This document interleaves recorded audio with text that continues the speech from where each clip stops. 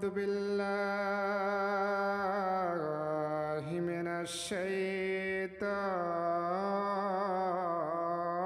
الرجيم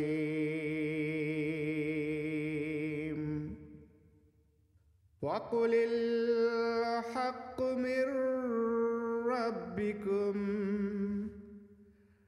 فمن شاء فليؤمن ومن شاء فليكفر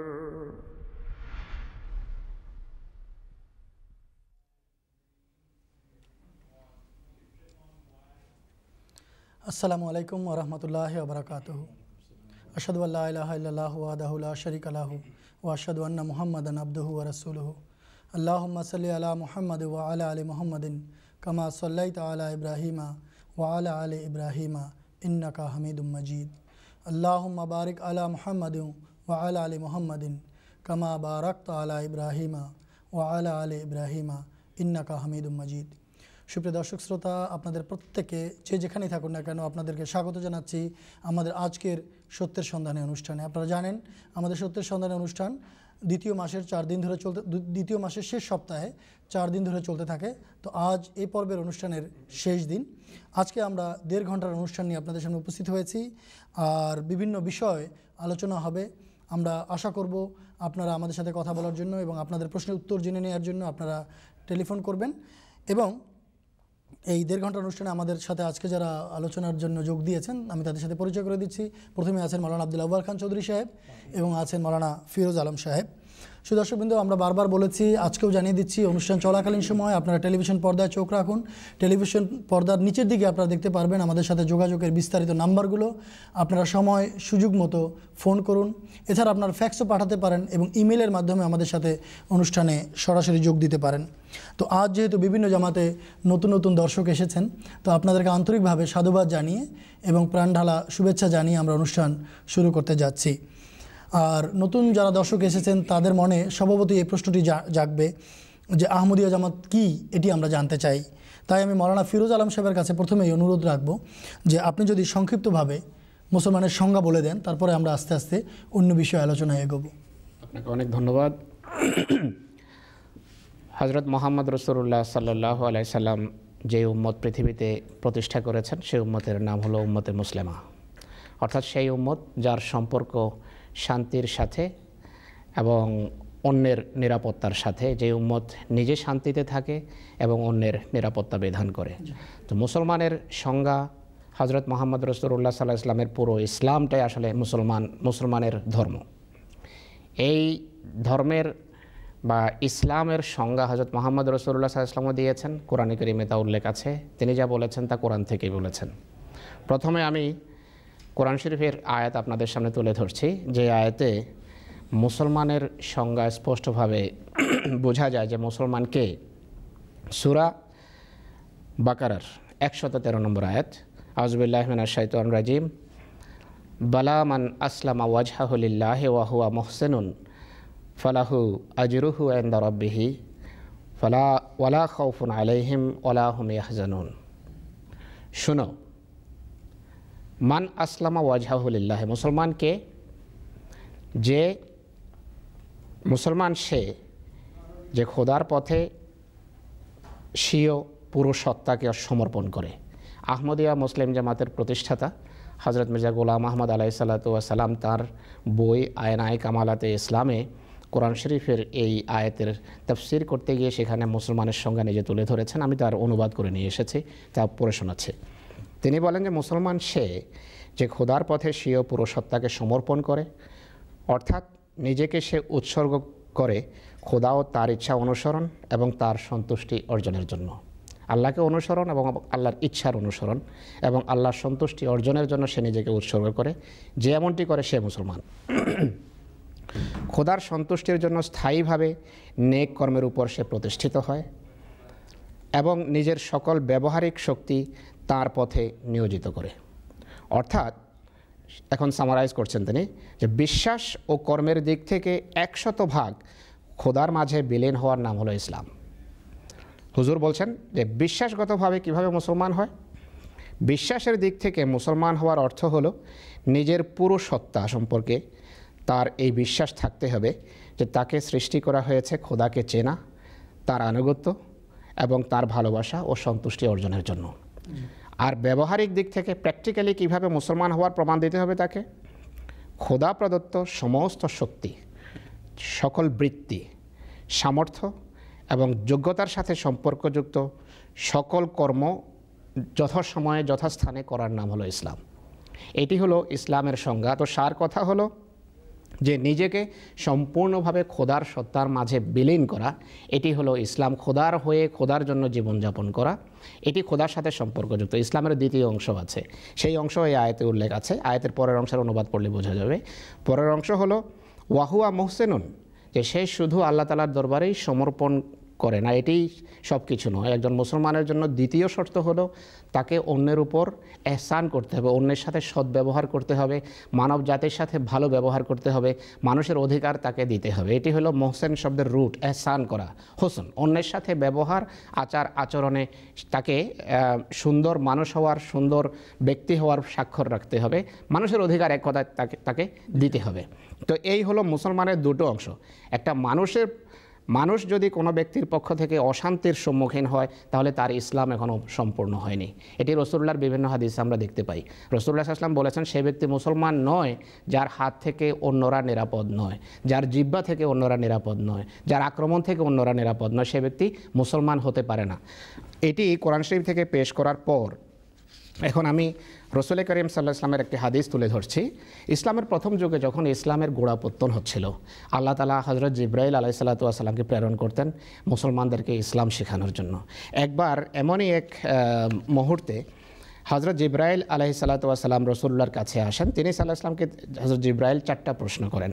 প্রথম প্রশ্ন ছিল মাল ঈমান, ও ঈমান কি? রাসূল করিম সাল্লাল্লাহু আলাইহি সাল্লাম তাকে উত্তর দিলেন। এরপর তিনি জিজ্ঞেস করেছেন মাল ইসলাম, ইসলাম কাকে বলে, ইসলাম কি, অর্থাৎ মুসলমানকে? হযরত রাসূলুল্লাহ সাল্লাল্লাহু আলাইহি ওয়াসাল্লাম যে উত্তর দিয়েছেন তা শুনুন। তিনি সাল্লাল্লাহু আলাইহি ওয়াসাল্লাম বলেন যে আল ইসলামু আন তা'বুদাল্লাহ, ইসলাম হলো আল্লাহ তাআলার ইবাদত করা, ওয়ালা তুশরিক বিহি শাইআ, আর আল্লাহ তাআলার সাথে কাউকে শরীক না করা, অর্থাৎ তুমি আল্লাহর সাথে কাউকে শরীক করবে না, আল্লাহর ইবাদত করবে। তারপর বলেছেন ইসলাম হলো ওয়া তুকিমাস সালাত, আর নামাজ কায়েম করো, আল মকতুবা অর্থাৎ আবশ্যকীয় বা ফরজ নামাজ তুমি পড়ো, ওয়া তুয়াদ্দিজ যাকাত, আর যাকাত দাও, আল মফরুদা যা ফরজ করা হয়েছে, যা আবশ্যক করা হয়েছে অর্থাৎ যাকাত দেয়া, এটিও ইসলামের আবশ্যকীয় অংশ, ওয়া তাসুমা, রোজা রাখো। কালা ইয়া রাসূলুল্লাহ মাল ইহসান, এরপর জিজ্ঞেস করেছে এহসান কি, এবং এরপর আবার জিজ্ঞেস করেছেন যে কিয়ামত কবে আসবে। আমি সেগুলোতে যাচ্ছি না। তো মুহাম্মদ রাসূলুল্লাহ সাল্লাল্লাহু আলাইহি ওয়াসাল্লাম ইসলামের যে সংজ্ঞা পেশ করেছেন তা হলো আল্লাহর ইবাদত করা, তার সাথে কাউকে শরীক না করা, এটি হলো লা ইলাহা ইল্লাল্লাহ। তারপর নামাজ, তুকিমাস সালাত, নামাজ পড়া, যাকাত দেয়া, রোজা রাখা, এবং অন্য রওয়ায়াতে আছে হজ করা। তো আহমদিয়া মুসলিম জামাত আল্লাহ তাআলার ফজলে রাসূল করিম সাল্লাল্লাহু আলাইহি ওয়াসাল্লামকে জিবরাইল যে ইসলাম শিখিয়েছেন সেই পুরো ইসলাম উপর প্রতিষ্ঠিত। এই জিবরাইল আলাইহিস সালাম যখন ফিরে যান ইসলাম শেখানোর পর, রাসূলুল্লাহ সাল্লাল্লাহু আলাইহি ওয়াসাল্লাম সাহাবীদেরকে বলেন যে এই ব্যক্তি যে এখন এখানে এসেছিলেন তাকে একটু ডেকে নিয়ে আসো। সাহাবীরা বেরিয়েছেন তাকে ডাকার জন্য, তাকে খুঁজে পাননি। তখন হযরত রাসূলুল্লাহ সাল্লাল্লাহু আলাইহি ওয়াসাল্লাম সাহাবীদেরকে উদ্দেশ্য করে বলেন যে ফাকালা রাসূলুল্লাহ সাল্লাল্লাহু আলাইহি ওয়াসাল্লাম হাযা জিবরাইল যা লিউআল্লিমান নাসা দীনাহুম, জিবরাইল এসেছিলেন মুসলমানদেরকে বা মানুষকে তাদের ধর্ম শেখানোর জন্য। তো আল্লাহ তাআলার ফজলে আহমদিয়া মুসলিম জামাত 100% এই ইসলামের উপর প্রতিষ্ঠিত, এবং এরই মাঝে আমরা মনে করি যে আমাদের মুক্তি নিহিত। ধন্যবাদ আপনাকে মৌলানা ফিরোজ আলম সাহেব। শুধু দর্শকবৃন্দ, আমরা শুনছিলাম মুসলমানের সংজ্ঞা কী তা পবিত্র কোরআন এবং হাদিসের আলোকে অত্যন্ত সুন্দরভাবে মৌলানা ফিরোজ আলম সাহেব বিষয়টি ফুটিয়ে তুলেছেন। এবারে আমরা আগেও বলেছি অনেক নতুন নতুন দর্শক আজকে পৃথিবীর বিভিন্ন প্রান্তে বসে আমাদের অনুষ্ঠান দেখছেন। স্বভাবতই প্রশ্ন জাগে, আহমদিয়া মুসলিম জামাতের ধর্মবিশ্বাস কী? আহমদিয়া মুসলিম জামাতের ধর্মবিশ্বাস কী সম্পর্কে চলুন শুনে নেওয়া যাক জামাতের পবিত্র প্রতিষ্ঠাতা হযরত মির্জা গোলাম আহমদ কাদিয়ানী আলাইহিস সালাতু ওয়াস সালামের লেখা থেকে চয়নকৃত একটি অংশ। চলুন আমরা শুনি ইমাম মাহাদির আসলামের লেখা থেকে। হজরত আকদাস মসিহে মাউদ আলাইহিসসালাম বলেন, আমাদের ধর্ম বিশ্বাসের সারাংশ ও সারমর্ম হল লা ইলাহা ইল্লাল্লাহু মুহাম্মাদুর রাসূলুল্লাহ।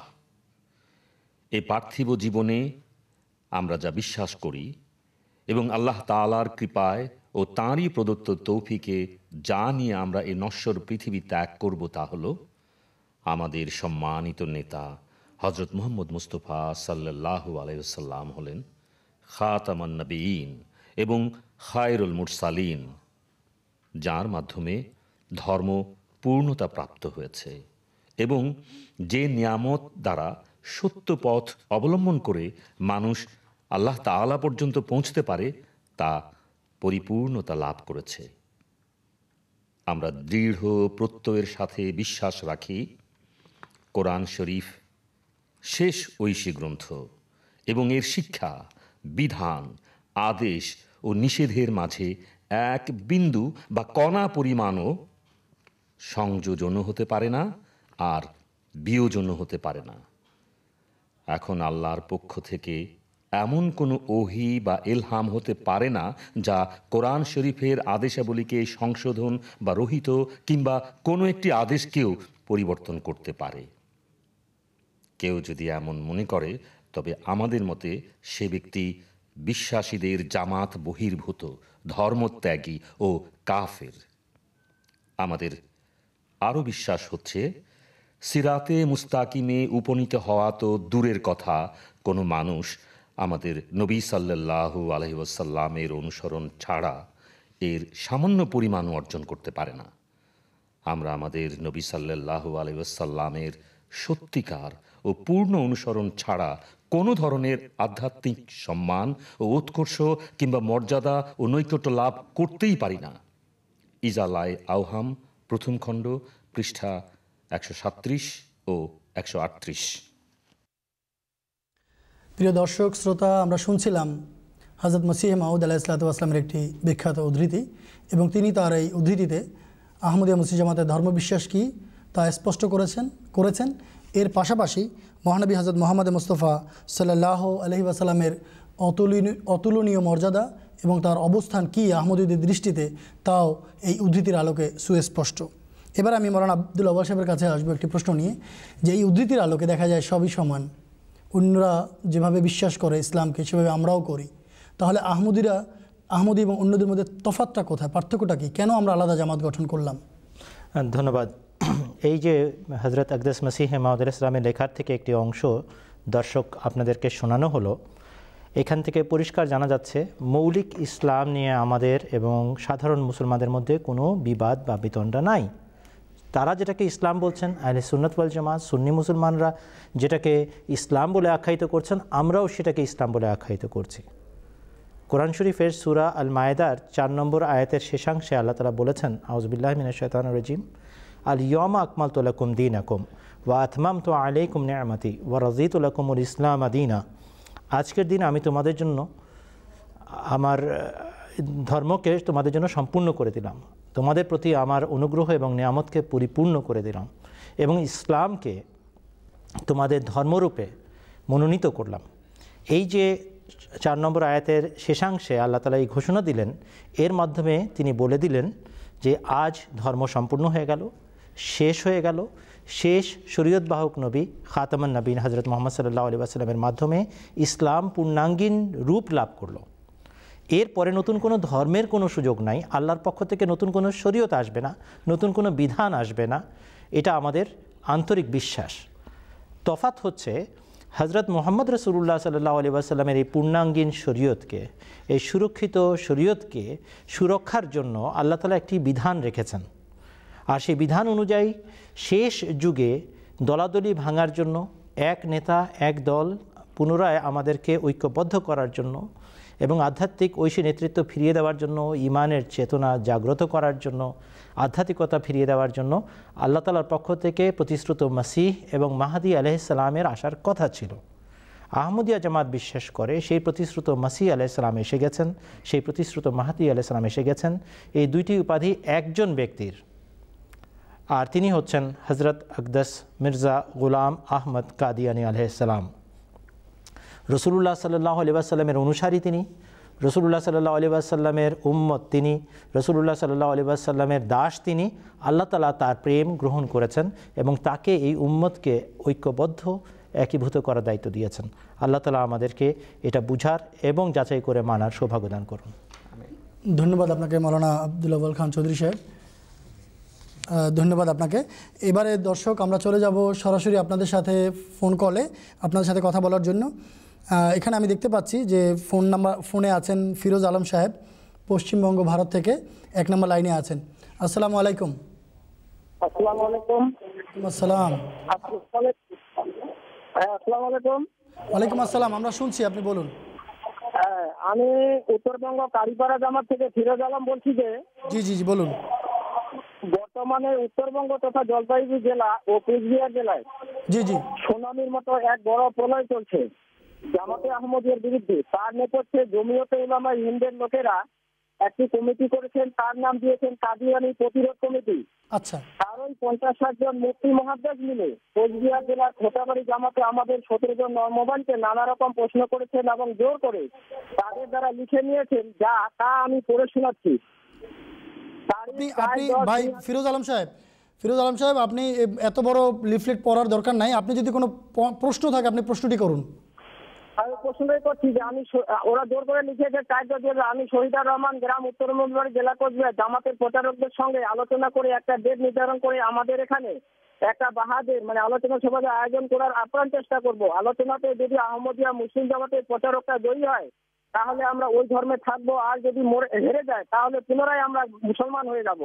আর যদি তারা আসতে রাজি না হয় অথবা ডেট দিয়ে না আসে তাহলে ফিরে আসবে এবং তারা আহমদিয়া মিথ্যা সাব্যস্ত হবে।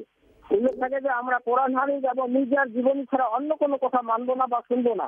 এতে সই করেছেন না ওদের 27-30 জন এবং আমাদের 2 জন আহমদীকে জোর করে তারা সই করে নিয়েছেন। আমি আপনার কাছে প্রশ্ন করছি যে তারা এই যে বাহাদের কথা বলছে, এই বাহাসটা আমরা কি করে করব বা তাদেরকে কি বলবো? তাদেরকে বলার সত্ত্বেও তারা আমাদের নববানদের জোর জবরকে মানসিক আঘাত এবং ধর্মীয় আঘাত করে বলছে যে তোমরা আপ্রাণ চেষ্টা করো এবং বলছো ওরাই লিখে নিয়েছে, অথচ আমাদের বলছে যে তোমরাই লিখে দিয়েছো। আমরা তাদেরকে দায়রা আহমদী মোল্লাদের কি বলতে পারি দয়া করে প্রশ্ন উত্তর দিলে। আমি ধন্যবাদ ভাই ফিরোজ আলম সাহেব। আপনার প্রশ্নটি আমি আশা করি আমাদের প্যানেলের আলোচকবৃন্দ বুঝেছেন। আমি মৌলানা ফিরোজ আলম সাহেবের কাছে রাখছি প্রশ্নটি, যদি সংক্ষেপে উত্তর দিতেন। ওনার প্রশ্ন হলো যে সেই অঞ্চলে বিরোধিতা হচ্ছে আহমদিয়া মুসলিম জামাতের, লিফলেট ছেপেছে আর কমিটি গঠন করেছে আহমদিয়া মুসলিম জামাতকে প্রতিহত করা বা প্রতিরোধ করার জন্য, আর জোর করে আহমদীদেরকে বা গুটিকতক আহমদীকে বলা হয়েছে যে আহমদিয়ত থেকে বা সত্য থেকে বিচ্যুত করা হয়েছে। তো ভাই, এই বিরোধিতা চিরাচরিত রীতি, যা আমরা কোরআনের আয়াতের আলোকে গতকালও বলেছি। কিন্তু সত্যকে খোদা তাআলার ফজলে যত কমিটি হোক না কেন, কেউ কখনো সত্যের অগ্রযাত্রাকে ব্যাহত করতে পারেনি। অনেক কমিটি গঠন করা হয়েছে হযরত মুহাম্মদ রাসূলুল্লাহর বিরুদ্ধেও। পাকিস্তানে অনেক কমিটি হয়েছে আমাদের বিরুদ্ধে, বাংলাদেশে অনেক কমিটি আছে, আমরা ঢাকা, কত নামে কত রঙের কমিটি, কিন্তু আল্লাহ তাআলা তাদেরকে মিটিয়ে দিচ্ছেন। কিন্তু সত্যের অগ্রযাত্রা আল্লাহ তাআলার ফজলে অব্যাহত আছে। আপনাদের সেই অঞ্চলেও ইনশাআল্লাহ যারা আজ সত্যের মোকাবেলা করার জন্য দাঁড়িয়েছে তারা বাতাসের মতো উড়ে যাবে। আপনারা আজ সত্যের জন্য যেই কাজ হাতে নিয়েছেন সেই কাজ অব্যাহত রাখুন। সাময়িক হয়তো ত্যাগ স্বীকার করতে হবে, কোরবানি দিতে হবে, কিন্তু ইনশাআল্লাহ সত্যের প্রবল বন্যার সামনে খড়কুটার মতো বয়ে যাবে সকল শত্রু। ইনশাআল্লাহ তারা কখনো আপনাদের সামনে দাঁড়াতে পারবে না। জোর জবরদস্তি করে কাউকে সত্য থেকে বিচ্যুত করা এটি সম্পূর্ণভাবে অইসলামী কাজ। ইসলামের সাথে জোর জবরদস্তির কোনো সম্পর্কই নেই। ইসলাম রাজত্ব করে মানুষের হৃদয়ে, মানুষের মন এবং মস্তিষ্কে। তো যাদের কাছে যুক্তি নেই, প্রমাণ নেই, যুক্তি এবং প্রমাণের সামনে যারা দাঁড়াতে পারে না, তারা অস্ত্রের আশ্রয় নেয়, তারা জোর জবরদস্তির আশ্রয় নেয়। আর এটি আমরা ইতিহাসে দেখতে পাই। কিন্তু কোরআনে কারীম স্পষ্টভাবে বলে যে লা ইকরাহা ফিদ্দিন, যে ধর্মীয় বিষয়ে কোনো প্রকারের জোর জবরদস্তির কোনো স্থান নেই, কোনো সম্পর্ক নেই। তো আজকে যারা জোর করে জবরদস্তি করে কাউকে, কোনো আহমদী মুসলমানকে পুনরায় পুরোর অবস্থায় ফিরিয়ে নিয়ে যাচ্ছে, কুফরিতে ফিরিয়ে নিয়ে যাচ্ছে, এর জন্য তাকে জবাব দিতে হবে। আমাদের করণীয় হলো যারা আহমদী মুসলমানের প্রশ্ন যে এমন ক্ষেত্রে আমরা কি করব, তাই তো? এটাই তো প্রশ্ন। এখানে একটা বিতর্ক অনুষ্ঠানের জলপাইগুড়ি থেকে ফিরোজ আলম সাহেব যে প্রশ্নটা করেছেন সেটার মধ্যে একটা বিতর্ক অনুষ্ঠানের কথা বলেছেন। আমি যদি একটু অনুমতি পাই আমি করতে পারি। অবশ্যই বহাস করব। আজকে আমরা বসেছি সত্য উদ্ঘাটনের জন্য, সত্য সন্ধানীদেরকে সত্যের অনুসন্ধানে সাহায্য করার জন্য। এটাকেই বলা হয় বাহাস। বাহাস মানে লাঠি সোটা নিয়ে একত্র হওয়া নয়। 27 জন একসাথে বসে সই করেছেন আর 2 জন আহমদীকে জোর করে সই দিয়েছেন যে আমরা সবাই মিলে বহস করব, যে জয়ী হবে তার দলটা মানতে হবে অবশ্যই, কিন্তু সেটা হবে নিরপেক্ষ এবং সমান অধিকারের ভিত্তিতে। আমি পরামর্শ দিচ্ছি, বাংলাদেশে 11ই মার্চ 2004-এ আমাদের বগুড়াতে আক্রমণ করেছিল। 2005-এ বগুড়াতে 11ই মার্চ আক্রমণ করেছিল এবং সাইনবোর্ড ঝুলানো হয়েছিল। তারপরে সেখানকার মাদ্রাসা আলিয়ার প্রিন্সিপাল সাহেব বললেন আমরা বহস করতে চাই। আমরা বললাম অবশ্যই বহস হবে। বহস হবে বাংলাদেশ টেলিভিশনে, জাতীয় টেলিভিশনে হবে। তোমরা 10 মিনিট বললে আমরাও 10 মিনিট বলবো, তোমরা আধা ঘন্টা বললে আমরাও আধা ঘন্টা বলবো। তারা বলল জাতীয় টেলিভিশন কি আমরা আমাদের মালিকানা নাকি, আমাদের কথা কেন তারা প্রচার করবে? আমরা বললাম সরকারকে নতজানু করে তোমরা মহাসড়ক অবরোধ করে ঘন্টার পর ঘন্টা শহর বন্ধ করে তোমরা আমাদের মসজিদ ঘেরাওয়ের প্রোগ্রাম করতে পারো, 2 ঘন্টার জন্য অনুষ্ঠান নিতে পারো না বাংলাদেশ সরকারের কাছ থেকে? সরকারের ছত্রছায়া তোমরা আমাদের বিরোধিতা করছো। তখন তারা পিছপা হয়ে গেছে। শান্তিপূর্ণ নিরাপত্তার শর্ত সাপেক্ষে আমরা বহস করি এবং সত্য উদ্ঘাটনের জন্য আমরা সবাইকে সাহায্য করি। আমি পরামর্শ দিতে পারি, আমি ভারতের অধিবাসী নই, আপনারা ভালো জানেন জলপাইগুড়ির অবস্থা, আপনাদের জামাতের সাথে যোগাযোগ করেন এবং আমাদের ডিসেম্বর মাসে যে সত্যের সন্ধানে অনুষ্ঠান হবে তখন ওই যে 27 জন প্রতিনিধি আহমদীদের পক্ষ থেকে সই দিয়েছেন তাদেরকে বলেন এই অনুষ্ঠানে যোগ দাও এবং টেলিভিশনের সাথে টেলিফোন অন রাখবেন, একটা প্রশ্ন করবেন, অপেক্ষা করবেন উত্তরের জন্য, তারপরে যে আপত্তি থাকে সেটা করবেন, অপেক্ষা করবেন উত্তরের জন্য, আমরা আপনাদের জন্য আধা ঘন্টা বরাদ্দ করব। এই সুযোগের পরে যদি তাদের নিষ্পত্তি না হয় তাদের ইচ্ছা অনুযায়ী তারা পরিকল্পনা এগিয়ে নিয়ে যেতে পারে, কিন্তু জোর করে যেহেতু 2 জন আহমদীর কাছ থেকে সই নিয়েছে এটা অবশ্যই বহসের জন্য প্রযোজ্য নয়।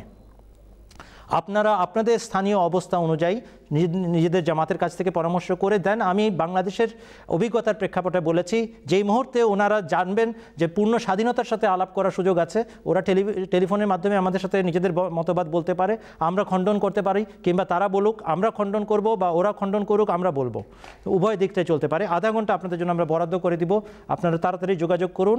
ভারতের পশ্চিমবঙ্গের যারা জামাতের সাইফুদ্দিন সাহেব আছেন আমির ডায়মন্ড হারবারের, তার সাথে যোগাযোগ করুন, তার মাধ্যমে মুনির খাদিম সাহেবের সাথে কাদিয়ানে যোগাযোগ করুন এবং আমাদেরকে বললে আমরা সেই অনুযায়ী প্রস্তুতি নিব ইনশাআল্লাহ। মার্কাজে যে টিমই বসবে সত্যের সন্ধানকে নিয়ে, আপনারা সত্যের সন্ধানে অনুষ্ঠানে যোগাযোগ করে আধা ঘন্টা সময় নিয়ে নিতে পারেন। জাযাকুমুল্লাহ। ধন্যবাদ আপনাদেরকে। ভাই ফিরোজ আলম সাহেব আশা করি উত্তর পেয়েছেন। যেভাবে মাওলানা আব্দুল আওয়াল খান চৌধুরী সাহেব বললেন, যদি ডিসেম্বর মাসে এই ধরনের আয়োজন করতে পারেন আমাদেরকে আগে থেকে জানালে আমরা আপনাদের জন্য দিন এবং সময় ইনশাআল্লাহ আমরা বরাদ্দ করে দিব। আর এটি আসলে মূলত আমাদের এই অনুষ্ঠানের উদ্দেশ্য। হৃদয়ের কথা বলিতে ব্যাকুল শুধাইল না, আমরা মানুষকে আসলে সত্য জানাতে চাই, তো এই ধরনের সুযোগ যদি পাওয়া যায় তাহলে অবশ্যই আমরা করব। তো আপনারা স্থানীয় জামাতের সাথে পরামর্শ করে আমাদেরকে জানাবেন। এরপর আমি আরেকটি ফোন কল নিচ্ছি, 1 নম্বর লাইনে আছেন, কিন্তু নেয়ার আগে আমি বলে দিচ্ছি এখানে হাফিজুর রহমান সাহেব পুরুলিয়া থেকে ভাই ফোন করেছিলেন। আপনি এটা খুব চমৎকার প্রশ্ন করতে চাচ্ছেন। আমার কন্ট্রোল প্যানেল জানাচ্ছে যে আপনার সাথে ফোনে যোগাযোগ করা যাচ্ছে না। আপনি যদি আবার ফোন করে কন্ট্রোল প্যানেলে আপনার নাম্বারটা দিয়ে দেন তাহলে আমরা আপনার সাথে কথা বলতে চাই। তো হাফিজুর রহমান সাহেব পুরুলিয়া, আপনি আবার যোগাযোগ করুন। এছাড়া আমি আবার দর্শকদেরকে বলে দিচ্ছি যে যখনই আপনার টেলিফোন করবেন দয়া করে আপনারা আপনাদের টেলিভিশনের ভলিউম কমিয়ে দিন, তাহলে আমাদের সময় অপচয় হবে না এবং আমরা স্পষ্টভাবে আপনাদের কথা শুনতে পাবো। 1 নম্বর লাইনে আছেন একজন ভাই গাজীপুর থেকে, আমরা তার সাথে কথা বলছি, হাবিবুর রহমান সাহেব। তিনি বলছেন যে আমার সাথে 15 জন জেরে তবলিগ আছেন। আসসালামু আলাইকুম হাবিবুর রহমান সাহেব। জি আসসালামু আলাইকুম। ওয়ালাইকুম আসসালাম। জি আমার প্রশ্ন হলো, আমি গাজীপুর জামাত থেকে হাবিবুর রহমান জেরে তবলিগের পক্ষ থেকে করছি। জি বলুন। আমার প্রশ্ন হলো, অনেক আলেম ওলামারা এবং সাধারণ মানুষ আছেন যারা গোলাম আহমদ কাদিয়ানী আলাইহিস সালামকে সত্য মাহাদিস জানা সত্ত্বেও মানছেন না। আচ্ছা, আমার প্রশ্ন হলো তাদের পরিণাম কি? আচ্ছা, কোরআনের এবং প্রশ্ন হাদিসের করেছেন আলোকে। হাবিবুর রহমান সাহেব। আমি প্রশ্নটি প্যানেলের কাছে রাখছি, মাওলানা ফিরোজ আলম সাহেব যদি উত্তর দিতেন যে অনেক ওলামা ইমাম মাহাদির আছে, মির্জা গোলাম আহমদ সাহেব যে সত্য মাহাদি এটা বুঝেন জানেন কিন্তু তারপর মানছেন না, তাহলে এই ধরনের ওলামাদের পরিণতি কী হবে? সত্য মাহাদিকে জেনে বুঝে যে অস্বীকার করে তার পরিণতি কী হবে এই বিষয়টি আপনি রাসূলুল্লাহর যুগে নিয়ে যান। রসুলুল্লাহকে অনেকেই সত্য রসুল হিসাবে দেখেছে, বুঝেছে, তারপরও অস্বীকার করেছে। তাদের পরিণতি কী হয়েছে? তারা মুসলমান হয়নি, অস্বীকার এবং অস্বীকারের ভিতরে তাদের মৃত্যু হয়েছে। তো এখানেও যারা বুঝে এবং জানে যে ইনি যুগের সত্য মাহদি, তারপরও মানে না, তারা এক অর্থে যুগের যে মৌলবি মৌলানা আছে বা ধর্মের ঠিকাদার যারা সেজে বসে আছে, তাদেরকে খোদার আসনে বসিয়েছে।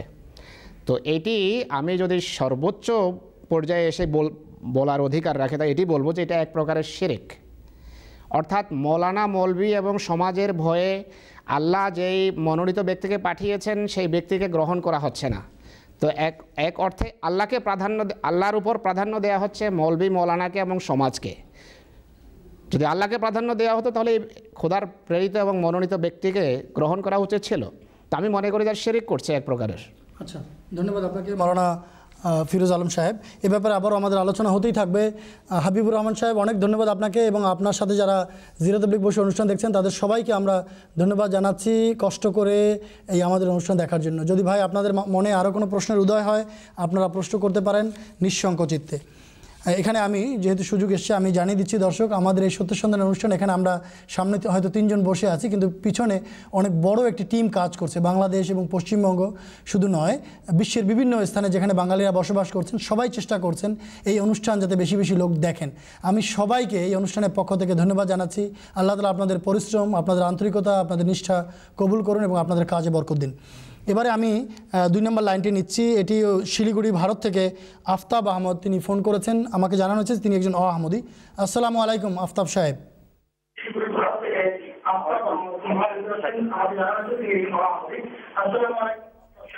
ওয়ালাইকুম সালাম। জি, আমরা শুনছি, প্রশ্ন করুন। আসসালামু আলাইকুম। ওয়ালাইকুম আসসালাম ওয়া রাহমাতুল্লাহ। আসসালামু আলাইকুম। ওয়ালাইকুম আসসালাম। হ্যাঁ, আমার প্রশ্নটা হচ্ছে যে আহমদি মৌলানারা, ঠিক আছে, তারা বিভিন্ন জায়গায় জালসা করে তাদের বক্তব্য রাখতেছে যে হযরত মুহাম্মদ সাল্লাল্লাহু আলাইহি সাল্লাম নাকি বলে গেছেন জি যে আমার উম্মতের 30 জন মিথ্যাবাদী নবীর দাবিদার হবেন। জি। মির্জা গোলাম আহমদ কাদিয়ানী সাল্লাল্লাহু আলাইহি সাল্লাম তাদের মধ্যে একজন, যিনি ইসলামকে ধ্বংস করার জন্য খ্রিস্টানদের তৈরি নবী। উক্ত বিষয়টির সত্যতা কি, তা যদি আপনারা একটু বিস্তারিত আলোচনা করেন তাহলে খুব ভালো হয়। ধন্যবাদ ভাই আফতাব আহমদ সাহেব। আমার তো প্রশ্ন শুনে মনে হচ্ছে যে আপনি একজন আহমদি মানুষ, হয়তো আপনার সাথে অন্য জেরে তাবলীগরা আছেন। তো অত্যন্ত গুরুত্বপূর্ণ প্রশ্ন আফতাব সাহেবের, প্রশ্নটি রাখছি আউয়াল সাহেবের কাছে। হজরত ইমাম মাহদি আলাইহিসসালাম সাল্লাল্লাহু আলাইহি ওয়াসাল্লাম নন।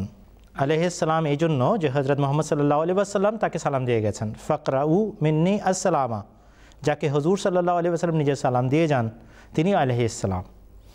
এটা প্রথমে সংশোধন করে নেন। সাল্লাল্লাহু আলাইহি ওয়াসাল্লামের এই সংক্ষিপ্ত দরুদ, এটা হজরত মুহাম্মদ সাল্লাল্লাহু আলাইহি ওয়াসাল্লামের নামের পরে আমরা উচ্চারণ করে থাকি, এটা তারই বৈশিষ্ট্য।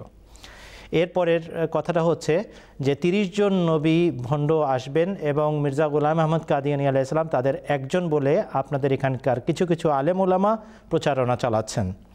দেখুন, প্রথম কথা হলো 30 জন ভণ্ড নবী আসবেন, এই কথাটা বলার মানেই হচ্ছে যে এর বাইরে যদি কোনো দাবি আসে তাহলে সাবধানতার সাথে যাচাই করো। বাংলাদেশের প্রকাশিত বিভিন্ন বইতে আমরা পড়ে দেখেছি এবং আমাদের বিরুদ্ধবাদীরা এটা স্বীকার করেন যে 30 জনের সংখ্যা পূর্ণ আগেই হয়ে গেছে। ইতিহাস সাক্ষ্য দেয় 30 জনের বেশি মুতানাব্বি, অর্থাৎ নিজ নিজ মনের খেয়াল খুশি অনুযায়ী, ধ্যান ধারণা অনুযায়ী নবুয়তের দাবি করেছেন, এরকম সংখ্যা 30 পার হয়ে গেছে আগেই। যদি আক্ষরিক অর্থেও সেই 30 জনের হাদিসটা গ্রহণ করা হয় তাহলে হজরত মির্জা গোলাম আহমদ কাদিয়ানী আলাইহিস সালাম তার মধ্যে পড়েন না। দ্বিতীয় কথা, হজরত মির্জা গোলাম আহমদ কাদিয়ানী আলাইহিস সালামের দাবিটা কি? তিনি বলছেন, আমি সেই প্রতিশ্রুত মহাপুরুষ যার আসার কথা, আগমন বার্তা স্বয়ং মহানবী বিশ্বনবী হজরত মোহাম্মদ মুস্তাফা সাল্লাল্লাহু আলাইহি ওয়াসাল্লাম বলে গেছেন। এখন বাক্যটা শেষ করার পর আমি প্রশ্ন করছি, কার আসার কথা বলে গেছেন? ঈসা ইবনে মারিয়াম নবিউল্লাহর আসার কথা বলে গেছেন। কার কথা বলে গেছেন? ওয়ায়ুহসারু নবিউল্লাহ ঈসা আলাইহিস সালাম ওয়া আসহাবুর কথা বলে গেছেন। ফায়ারগাবু নবিউল্লাহ ঈসা আলাইহিস সালাম ওয়া আসহাবুহু এর কথা বলে গেছেন। সুম্মা ইয়াহবেতু নবিউল্লাহ ঈসা আলাইহিস সালাম ওয়া আসহাবুহু বলে গেছেন। ফায়ারগাবু নবিউল্লাহ ঈসা আলাইহিস সালাম ওয়া আসহাবুহু বলে গেছেন। কে বলে গেছেন? মহানবী বিশ্বনবী হজরত মোহাম্মদ মুস্তাফা সাল্লাল্লাহু আলাইহি ওয়াসাল্লাম নবিউল্লাহ আসবেন 4 বার বলে গেছেন। এখন আবার কান পেতে শোনেন হাদিসটা। হুজুর সাল্লাল্লাহু আলাইহি ওয়াসাল্লামের হাদিসের মধ্যে 4 বার হুজুর সাল্লাল্লাহু আলাইহি ওয়াসাল্লাম আগমনকারী ঈসা ইবনে মারিয়ামকে নবিউল্লাহ বলেছেন, নবিউল্লাহ বলেছেন, নবিউল্লাহ বলেছেন, নবিউল্লাহ বলেছেন। কার সাধ্য আছে ঈসা আলাইহিস সালাতু ওয়াস সালামের অপেক্ষা না করার? কার সাধ্য আছে ঈসা আলাইহিস সালাতু ওয়াস সালামকে নবিউল্লাহ না বলার? হযরত মির্জা গোলাম আহমদ কাদিয়ানী আলাইহিস সালাম ঢাক ঢোল পিটিয়ে বলছেন, আমি প্রতিশ্রুত মাসিহ, আমি প্রতিশ্রুত মাহদী। আগের ঈসা আলাইহিস সালাম মারা গেছেন, আল্লাহ আমাকে জানিয়েছেন। পরের ঈসা রূপক ঈসা, আর আমি সেই রূপক ঈসার মর্যাদায় অধিষ্ঠিত হয়ে আল্লাহর পক্ষ থেকে অনুগ্রহ স্বরূপ প্রেরিত হয়েছি। আল্লাহর অপার অনুগ্রহ আমার প্রতি, আর আমি অনুগ্রহ স্বরূপ প্রেরিত হয়েছি মুসলমান জাতির প্রতি। হে মুসলমানরা, তোমরা এক হও, তোমরা ঈমান পুনর্জীবিত করো, আল্লাহকে চেনো, তার রসুলের মর্যাদা এবং অবস্থান সম্পর্কে সচেতন হও এবং সেই অনুযায়ী নিজেদের মাঝে পরিবর্তন সাধন করো। এটা ছিল হযরত মির্জা গোলাম আহমদ কাদিয়ানী আলাইহিস সালামের দাবি। নতুন কোনো ধর্ম নিয়ে আসেন নাই। কিন্তু যদি কেউ বলে কোনো ধরনের কোনো নবুয়তের দাবি করতে পারে না কেউ হুজুর সাল্লাল্লাহু আলাইহি ওয়াসাল্লামের পরে, সর্বনাশ। সে হযরত মুহাম্মদ সাল্লাল্লাহু আলাইহি ওয়াসাল্লামের কোনো কথাই বুঝে নাই। আমি শেষ করার আগে আপনাকে আমন্ত্রণ জানাই, আপনারা আলেম ওলামাদেরকে দাওয়াত দেন, শুধু এতটুকু প্রশ্ন করে দাওয়াত দেন, এই কথার উত্তর দাও, আগমনকারী ঈসা ইবনে মারিয়াম নবিউল্লাহ হবে কি হবে না? এবং তিনি এই কথাটা যদি অস্বীকার করেন, মুসলিম শরীফ কিতাবুল ফিতানের হাদিস উপস্থাপন করেন তার কাছে। মুসলিম শরীফ কিতাবুল ফিতানের হাদিস আমরা আমাদের অনুষ্ঠানে দেখিয়েছি, আজকেও আমরা পর্দায় উপস্থাপন করার চেষ্টা করব। আপনি পর্দায় চোখ রাখুন, টেলিভিশন পর্দায়। কিছুক্ষণের মধ্যে আমরা চেষ্টা করে দেখাবো আপনাদেরকে সেই হাদিসটি মুসলিম শরীফ কিতাবুল ফিতান বাব জিক্রুদ দাজ্জালে হযরত নওয়াজ বিন সামান রাদিয়াল্লাহু আনহু বর্ণিত হাদিসের মধ্যে আছে। এই একই হাদিস, হুবহু এই একই হাদিস ইবনে মাজা শরীফের মধ্যে আছে। আবার হুজুর সাল্লাল্লাহু আলাইহি ওয়াসাল্লামের আরেকটি হাদিস ইবনে মাজা আছে যেখানে আগমনকারী মাহদীকে খলিফাতুল্লাহ বলেছেন, অর্থাৎ নবিউল্লাহ বলেছেন, আদমের মতো বলেছেন, দাউদের মতো বলেছেন, খলিফাতুল্লাহিল মাহদীও। অতএব আলেম যদি হয়ে থাকেন, সামান্যতম যদি ইলমের ছোঁয়া থেকে থাকে, এ কথা অস্বীকার করতে পারেন না। এই জন্য ভাই আপনাকে ধন্যবাদ। আলেম ওলামারা বাংলার প্রদেশের এই এপার বাংলা হোক আর ওপার বাংলা হোক খুব ভদ্র শালীন লোক, তাদেরকে আদর করে বুঝান, আগে আলাদা করে বুঝান। লোকেদের সামনে তারা মানে না। আমাদের বকশিবাজার বলেন আর অন্যান্য জামাতে বলেন, যখন নিরিবিলি আলাপ করবেন, কোরআন শরীফের আয়াত দেখাবেন, হাদিস শরীফ দেখাবেন, চুপচাপ মেনে নেবে। কিন্তু লোকদের সামনে আমি নেতা মানুষ, আমি অন্যের সামনে ভুল স্বীকার করবো না। এই জন্য তার সম্মানের দিকে লক্ষ্য রেখে তাদেরকে ডিল করবেন দয়া করে। আল্লাহ তাআলা আমাদেরকে সৌভাগ্য দিন। ধন্যবাদ আপনাকে মাওলানা আব্দুল ওয়াহাব সাহেব। হয়তো এই ধরনের আলোচনা আবারও আসবে, তখন আমরা হাদিসটি দেখিয়ে দিতে পারবো। ভাই আফতাব আহমদ সাহেব খুবই সুন্দর প্রশ্ন করেছিলেন, আশা করি আপনি আপনার উত্তর পেয়েছেন। এরপর যদি আরও কোনো প্রশ্ন থাকে আপনারা লাইনে আসতে পারেন। এরপরে আমি আরেকটি ফোন কল নিচ্ছি, কিন্তু দর্শক আবারও জানিয়ে রাখছি, আপনারা যখন আমাদের সাথে স্টুডিওতে কথা বলবেন তখন টেলিভিশনের ভলিউমটা একটু বন্ধ করে দেবেন। আধা মিনিট টাইম দেন। আফতাব সাহেব, আপনি বলেছেন খ্রিস্টানদের নবী বানিয়েছে খ্রিস্টানরা হযরত মির্জা গোলাম আহমদ কাদিয়ানী আলাইহিস সালামকে। তিনি কেমন খ্রিস্টানদের চর, যিনি খ্রিস্টানদের খোদাকে মৃত সাব্যস্ত করেন? আমাদের পূর্ণ আলোচনার মূল ভিত্তি ঈসা আলাইহিস সালামের মৃত্যু। হযরত মির্জা গোলাম আহমদ কাদিয়ানী আলাইহিস সালামের দাবির ভিত্তি ঈসা আলাইহিস সালামের মৃত্যু। যে ব্যক্তি ঈসা ইবনে মারিয়াম 2000 বছর আগের নাজারাত নামক জনপদে জন্মগ্রহণকারী আল্লাহর পবিত্র নবী, তাকে মৃত ঘোষণা করে, সে খ্রিস্টানদের খোদাকে মৃত ঘোষণা করছে। খ্রিস্টানদের খোদাকে যে মৃত ঘোষণা করে, সে আর যাই হোক খ্রিস্টানদের দালাল বা চর হতে পারে না। এটা সামান্য বুদ্ধিসম্পন্ন ব্যক্তি বুঝতে পারবে। আপনি হাদিসটা দেখাতে চাচ্ছিলেন, আমরা এখন দেখাতে পারি, আমাদের হাতে এসেছে। বলেন, আপনি দেখেন। ভাই আফতাব সাহেব, টেলিভিশনের পর্দায় চোখ রাখুন এবং দেখুন মুসলিম শরীফ কিতাবুল ফিতান বাব জিক্রুদ দাজ্জালের বিখ্যাত হাদিস আন নওয়াস ইবনে সামানা ক্বালা যাকারা রাসূলুল্লাহ সাল্লাল্লাহু আলাইহি ওয়াসাল্লাম আদ-দাজ্জালা গাদাতান ফাখাফাযা ফীহি ওয়া রাফা হাত্তা জানান্নাহু ফি তাইফাতিন নাকলে। এইখান থেকে হাদিসটি আরম্ভ হয়, দীর্ঘ 1.5 পৃষ্ঠাব্যাপী হাদিস। আমি যেটা আপনাদের সামনে এখানে উপস্থাপন করার সুযোগ পাচ্ছি সেটা মুসলিম শরীফ বাংলাদেশ ইসলামিক ফাউন্ডেশন কর্তৃক অনুদিত একটি পূর্ণ পৃষ্ঠা, এবং তারপরে সেটার অনুবাদ আছে। এর পরের পৃষ্ঠাতে অনুবাদ দেখানো হবে। সেই অনুবাদের মধ্যে স্পষ্টভাবে লেখা আছে আগমনকারী ঈসা ইবনে মারিয়াম নবিউল্লাহ হবেন। এই যে পরের পৃষ্ঠাটা দেখানো হচ্ছে, এখানে নবিউল্লাহ শব্দটি স্পষ্টভাবে লেখা আছে। তবে এটাও বলে রাখি যে 4 বারের জায়গায় ওনারা সাহস করে 2 বার নবিউল্লাহ আল্লাহর নবী ঈসার কথা উল্লেখ করেছেন, 2 বার সাহস করতে পারেন নাই। ধন্যবাদ, এই কমপক্ষে 1 বার নাম উচ্চারণ করলেই বিষয়টা সাব্যস্ত হয়ে যায়, কিন্তু তারা সাহস করে 2 বার অনুবাদ করেছেন, করা উচিত ছিল 4 বার। ধন্যবাদ। জি ধন্যবাদ আপনাকে। আমরা হাদিসটি দেখিয়েছি। এখন দর্শক, এবারে আমি আরেকটি ফোন কল নিচ্ছি, আর আমি আবারও দর্শক বলে দিচ্ছি যে টেলিভিশনের ভলিউমটা বন্ধ করে আপনি আমাদের সাথে কথা বলবেন। কালু ভুইয়া সাহেব আছেন চরদুখিয়া থেকে, চাঁদপুর জেলার চরদুখিয়া গ্রাম থেকে আছেন কালু ভুইয়া সাহেব। তিনি একজন আহমদী ভাই, তিনি এখন প্রশ্ন করবেন। আসসালামু আলাইকুম। আসসালামু আলাইকুম। ওয়ালাইকুম আসসালাম।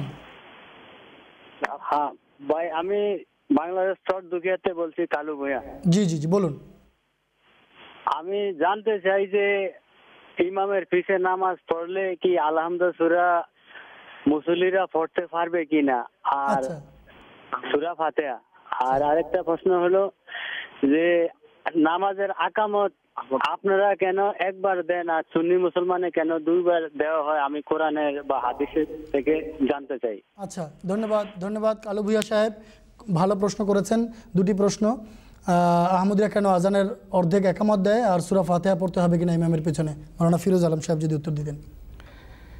নামাজে ইমামের পিছনে সূরা ফাতিহা পড়া আবশ্যক, কেননা রসুল করিম সাল্লাল্লাহু আলাইহি সাল্লাম বলেছেন যে লা সালাতা ইল্লা বিফাতিহাতিল কিতাব, অর্থাৎ সূরা ফাতিহা ছাড়া কোনো নামাজ হয় না। আপনি ইমামের পিছনে যখন নামাজ পড়বেন, ইমাম যখন সূরা ফাতিহা পড়েন তখন আপনিও পড়বেন, তবে ইমামের সাথে ইমাম যে বাকি অন্য কোনো সূরার অংশ পড়ে থাকেন সেই অংশ পড়ার দরকার নেই, সেই অংশ শুধু শুনবেন এবং অর্থ নিয়ে চিন্তা করবেন। আর 2 নম্বর প্রশ্ন হলো একামত সম্পর্কে স্মরণ রাখতে হবে যে একামত এবং আজানের ভিতর একটা পার্থক্য আছে। এই কারণেই দুটোর নাম ভিন্ন ভিন্ন। একটা হলো আজান, অর্থাৎ আপনি মানুষকে জোরে ডাকছেন যে নামাজ দাঁড়াতে যাচ্ছে, নামাজের সময় হয়ে গেছে, কল্যাণের দিকে আসো, মঙ্গলের দিকে আসো, সফলতার দিকে আসো, এটি হলো আজান। এটি মাইকে আপনারা দিয়ে থাকেন, বা যেখানে মাইক নেই উঁচু জায়গায় দাঁড়িয়ে আজান দেওয়া হয় যেন মানুষ শুনে।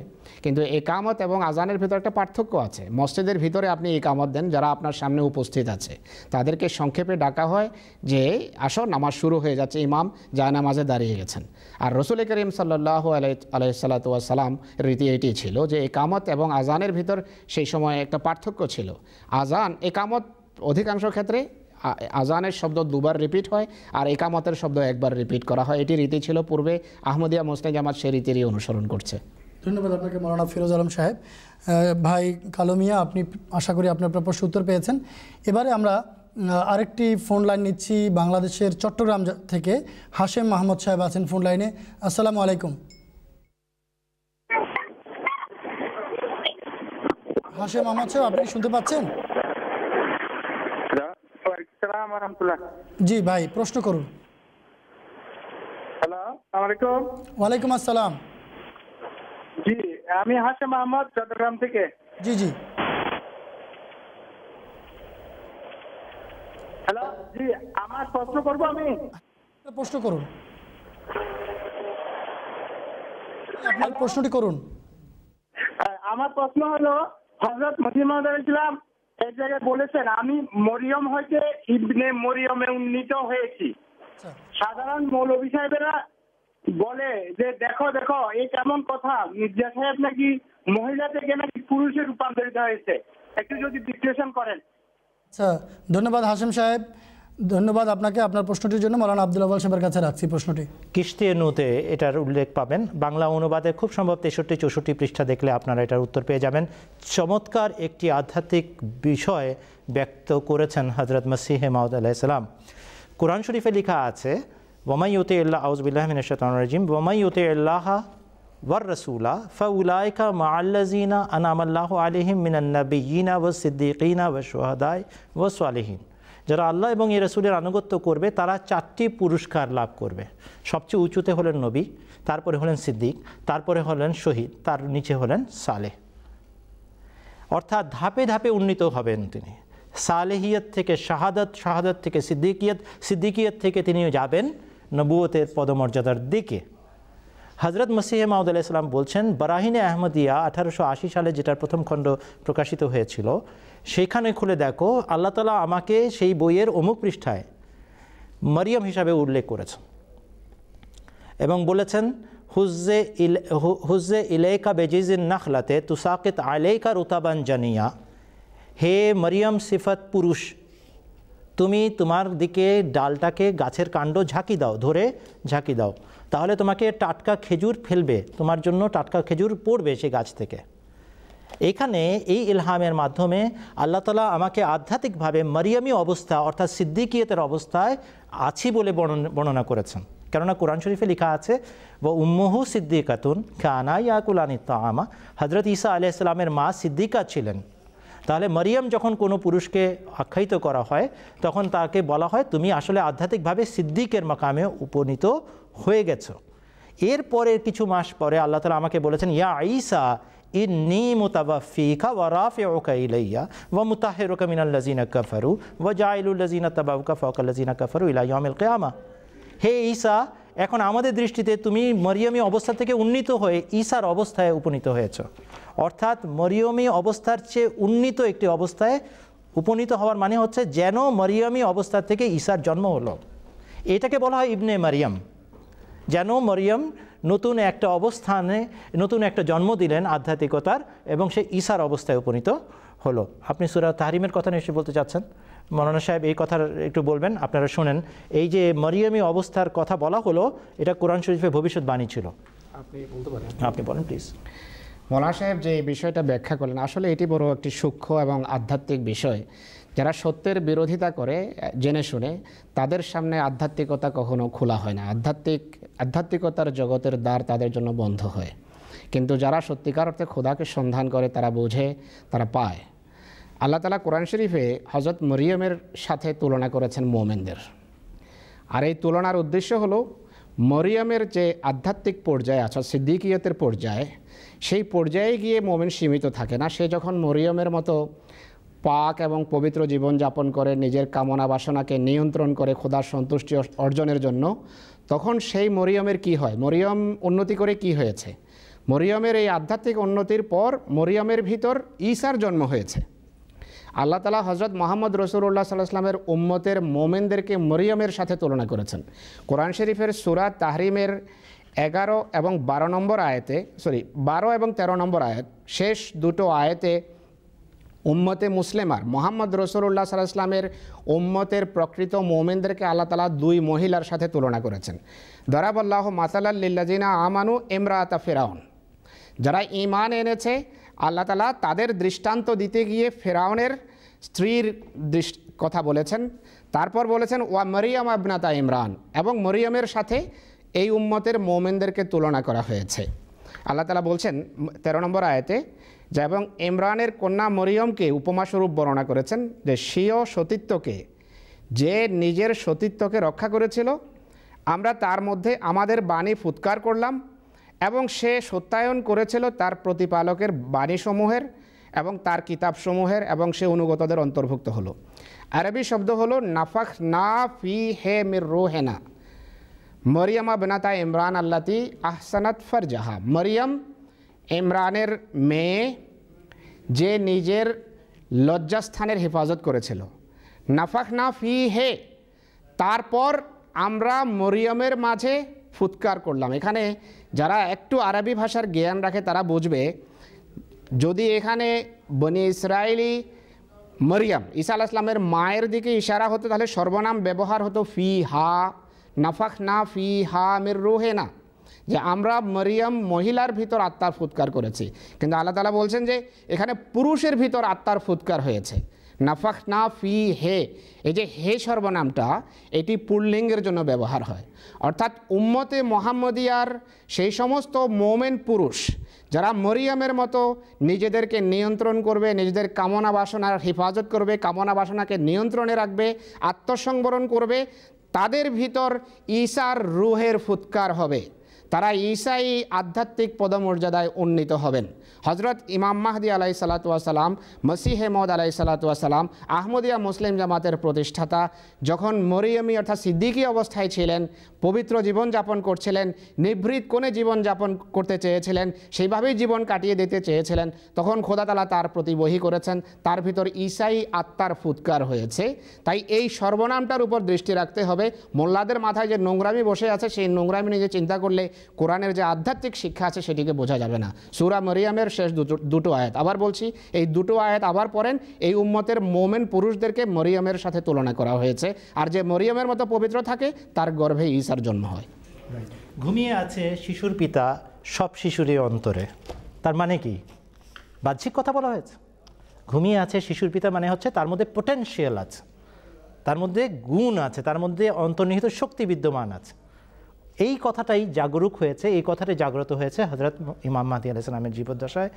তিনি সিদ্দিকিয়তের অবস্থা থেকে নবুয়তের পদমর্যাদায় অধিষ্ঠিত হয়েছিলেন, উম্মতি নবুয়তের পদমর্যাদায় অধিষ্ঠিত হয়েছিলেন, মরিয়ম থেকে ইবনে মরিয়মে পরিণত হয়েছিলেন।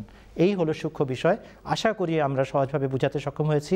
যদি আপনার পরিষ্কার না হয়ে থাকে, আমি আমন্ত্রণ জানাবো কিস্তিনুটা আবার মনোযোগ দিয়ে পড়েন এবং আলেম ওলামাদেরকে বুঝান। ধন্যবাদ। ধন্যবাদ আপনাদেরকে। আশা করি ভাই আপনি ফোন করেছিলেন, আপনি আপনার প্রশ্নের উত্তর পেয়েছেন। চট্টগ্রাম থেকে আপনি ফোন করেছেন।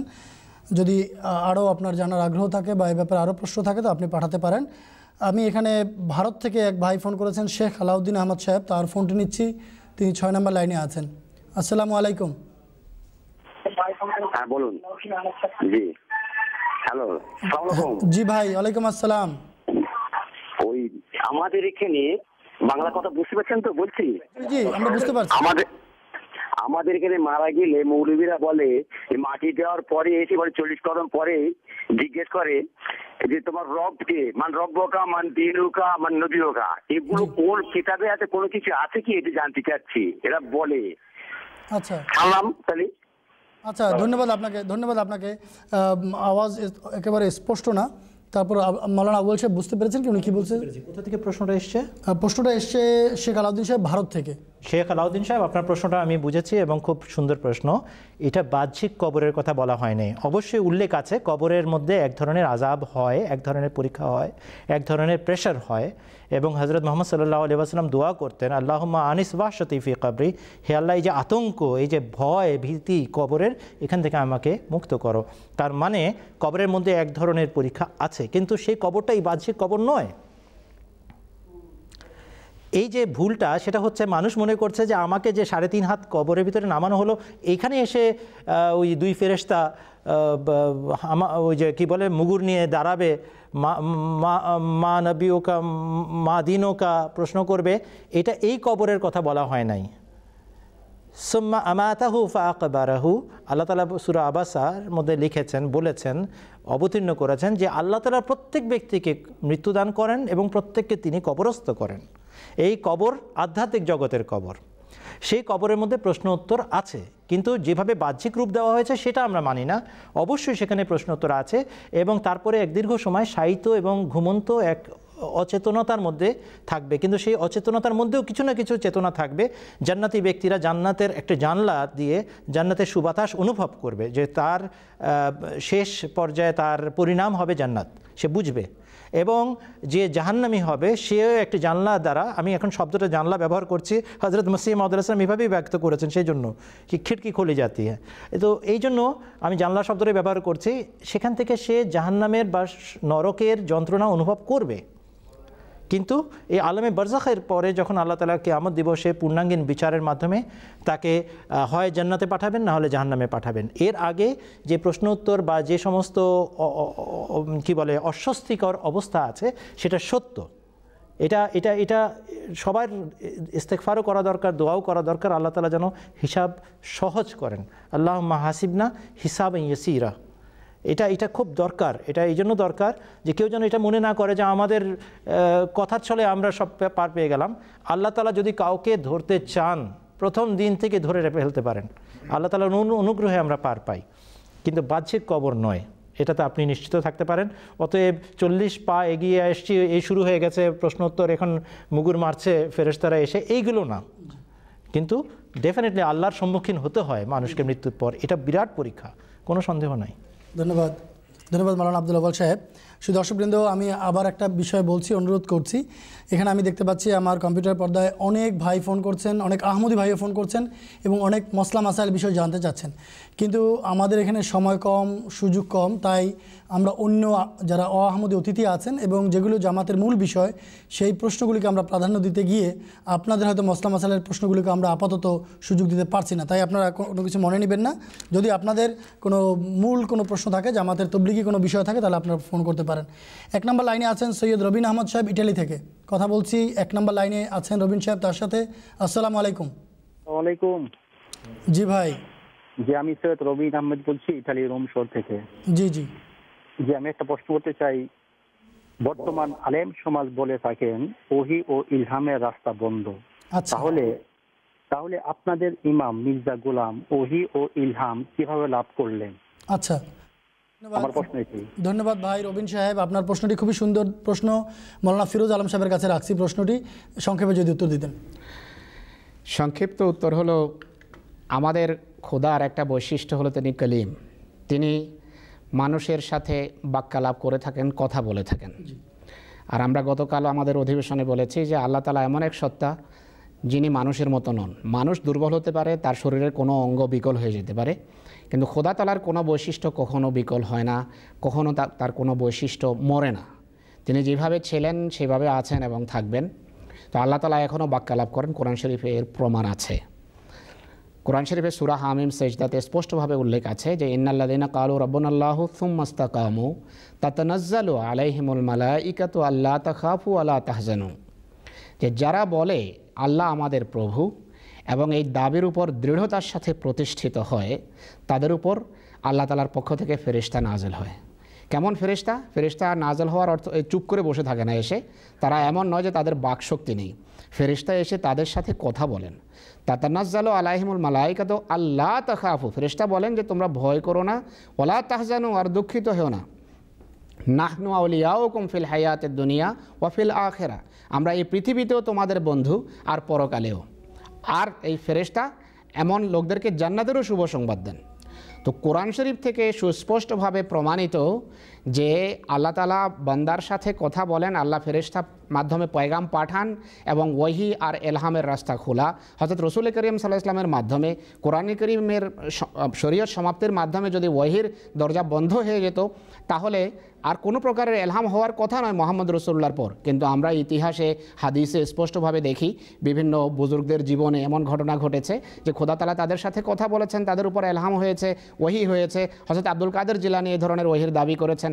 হযরত ওমর রাদিয়াল্লাহু আনহু যখন হযরত ওমরের যুগে যখন সিরিয়ার সীমান্তে যুদ্ধ হচ্ছিল, মুসলমান সৈন্য ছিল, সারিয়া নামে এক জেনারেলের নেতৃত্বে সেখানে রোমানদের সাথে যুদ্ধ হচ্ছিল। যুদ্ধের এক প্রাককালে হযরত সারিয়া কোনো ভুল করতে যাচ্ছিলেন, হযরত ওমর রাদিয়াল্লাহু আনহু মদিনায় খুতবা দিচ্ছিলেন। খুতবা চলাকালে আল্লাহ তাআলার পক্ষ থেকে হযরত ওমরের হৃদয়ে এটি সঞ্চার করা হয় এবং হযরত ওমর কাশফ দেখেন। কাশফে তিনি হযরত সারিয়াকে সম্বোধন করে বলেন যে, হে সারিয়া, তুমি যেই জায়গা ছেড়ে দিচ্ছ তা বড় ভয়াবহ হতে পারে এই তোমার বাহিনীর জন্য। ইয়া সারিয়াতুল জাবাল, সারিয়াকে তিনি নির্দেশ দেন যে হে সারিয়া, তুমি আবার পাহাড়ে ফিরে আসো, পাহাড়কে পিছনে রেখে যুদ্ধ করো, না হয় পুরো সৈন্যরাশি তোমার হুমকির মুখে পড়বে, হুমকি কবলিত হবে। এই হযরত ওমর খুতবা চলাকালে মাঝখানে এই বাক্য বলে বসলেন। আর সিরিয়ার সীমান্তে হযরত সারিয়া এটি শুনতে পেলেন এবং সাথে সাথে তিনি তার অবস্থান আবার শুধরে নিলেন, যে অবস্থায় ছিলেন সেই অবস্থায় আবার ফিরে এসেছেন। পরবর্তী তিনি ফিরে এসে হযরত ওমর রাদিয়াল্লাহু আনহুকে এই কথা বলেন, আর হযরত ওমর স্বীকার করেন যে হ্যাঁ, তখন এই সংবাদ আমাকে দেয়া হয়েছে আল্লাহ তাআলার পক্ষ থেকে, এবং কাশফে তিনি তাকে সম্বোধন করেন। এই তো হলো শুধু একটি দৃষ্টান্ত দিলাম। কোরআন শরীফে আরও অনেক দৃষ্টান্ত আছে যে পূর্বে রাসূলুল্লাহর পূর্বে যারা নবী ছিলেন না এমন লোকদের প্রতি আল্লাহ তাআলার পক্ষ থেকে ওয়াহি হয়েছে। হযরত মুসার মায়ের প্রতি ওয়াহি হয়েছে, হযরত মরিয়মের প্রতি ওয়াহি করা হয়েছে। তো ওয়াহির দরজা উম্মতে মুসলিমার জন্য বন্ধ নয়, খোলা আছে, কিন্তু এখন মুহাম্মদী শরীয়তের অধীনে ওয়াহি হবে। মুহাম্মদী শরীয়তের বাইরে নতুন কোনো শিক্ষা নিয়ে আর কোনো ওয়াহি বা ইলহাম আল্লাহ তাআলার পক্ষ থেকে আর আসবে না, কারণ শরীয়ত মুহাম্মদ রাসূলুল্লাহর সত্তায় পবিত্র কোরআনের আকারে পরিপূর্ণতা লাভ করেছে। ধন্যবাদ আপনাকে মাওলানা ফিরোজ আলম সাহেব। ভাই রবিন সাহেব, আপনাকে ধন্যবাদ জানাচ্ছি, ইটালি থেকে আপনি ফোন করেছেন। আশা করি ইটালিতে আপনার মাধ্যমে আরও অনেক বাঙালি ভাইরা আছেন যারা আহমদী জামাত সম্পর্কে জানতে চান, তারা এই প্রশ্নের উত্তর পেয়ে উপকৃত হবেন। যদি আহমদী জামাত সম্পর্কে আপনাদের আরও কোনো প্রশ্ন জানা থাকে, আমরা আপনাদেরকে আহ্বান জানাবো, আপনারা প্রশ্ন করতে পারেন এবং আমরা আপনাদের সাথে কথা বলতে পারলে আনন্দিত হব। এরপরে 2 নম্বর লাইনে আমি দেখতে পাচ্ছি আবারও ভারতের 24 পরগনা থেকে এক ভাই লাইনে আছেন, সাব্বির আলী সাহেব। আসসালামু আলাইকুম। ওয়ালাইকুম আসসালাম রহমতুল্লাহ বরকাতুহু। আচ্ছা মৌলানা সাহেব, জি, আমার প্রশ্ন এইটাই যে সূরা সাজদাতে আয়াত নম্বর 6 আল্লাহ তাআলা বলেছেন ইউদাব্বিরুল আমরা মিনাস সামায়ে ইলাল আরদি সুম্মা ইয়ারুজু ইলাইহি ফি ইয়াউমি কানা মিকদারুহু আলফা সানাতিম মিম্মা তাউদ্দুন। তিনি আকাশ হইতে পৃথিবীর দিকে হুকুম প্রবর্তন করেন, অতঃপর ইহা তাহার দিকে উঠিয়া যাইবে একদিনে, যাহার পরিমাণ হইবে আমার গণনা অনুসারে 1000 বৎসর।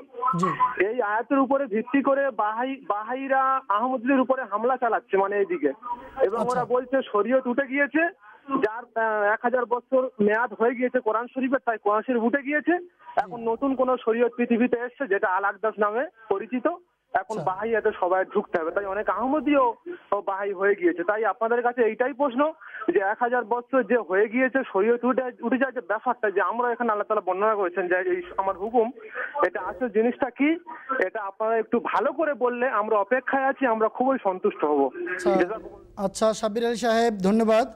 খুবই চমৎকার একটি প্রশ্ন এবং গুরুত্বপূর্ণ প্রশ্ন। রাখছি মাওলানা আব্দুল আওয়াল সাহেবের কাছে, আপনি শুনেছেন হয়তো প্রশ্নটি। ঠিক বলছেন সাব্বির সাহেব, বাহাইরা এই যুক্তিটা উপস্থাপন করে, কিন্তু তাদেরকে অনেকভাবে ধরা যায়। বাহাইদের নিজস্ব বক্তব্য দেখেন, মোহাম্মদ আলী বাব সাহেব বলে গেছেন 1000 বছরের মধ্যে নতুন কেউ দাবিদার আসবে না, অথচ ওনার মৃত্যুর অনতিবিলম্বে পরেই একজন দাবি করে বসলেন বাহাউল্লাহ হবার। আরও অনেক ভবিষ্যৎবাণী ওনারা করে গেছেন, যেটার কোনোটাই পূর্ণ হবার কোনো খবর পাওয়া যায় না। আমি শুধু এতটুকু বলবো যে কোরআন শরীফের সূরা সাজদাত থেকে তারা যেটা বের করার চেষ্টা করেন, ইউদাব্বিরুল আমরা, আউযুবিল্লাহি মিনাশ শাইতানির রাজিম, ইউদাব্বিরুল আমরা মিনাস সামাই ইলাল আরদি সুম্মা ইয়ারজু ইলাইহি ফি ইয়াউমিন কানা মিকদারুহু আলফা সানাতিম মিম্মা তাউদ্দুন, এটা দ্বারা ওনাদের কোনো মতলব হাসিল হবে না, তাদের স্বার্থ উদ্ধারের কোনো সুযোগ এখানে নাই। ইউদাব্বিরুল আমরা মিনাস সামাই ইলাল আরদি, আল্লাহ তাআলা জীবন বিধান অবতীর্ণ করেছেন এবং আল্লাহ তাআলাকে নিজের কাজে কেউ বিফল করতে পারে না। ইলাল আরজে, এই পৃথিবীতে, অর্থাৎ হযরত মুহাম্মদ সাল্লাল্লাহু আলাইহি ওয়াসাল্লামের কলবে মুতাহারাতে, তার পবিত্র হৃদয়ে যে শরীয়ত অবতীর্ণ করা হয়েছে জীবন বিধান, সেটার দিকে ইঙ্গিত করা হচ্ছে, সেই শরীয়তের কথা বলা হচ্ছে।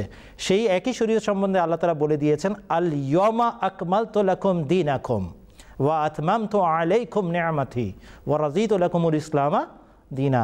এই যে শরীয়ত আমি অবতীর্ণ করলাম, এটা কিন্তু শেষ শরীয়ত, এরপরে বাহাই শরীয়ত আসবে এই ধরনের কোনো কথা স্বীকার করা হয় নাই, বলা হয় নাই, কোনো নতুন বিধানের কথা সুযোগ নাই।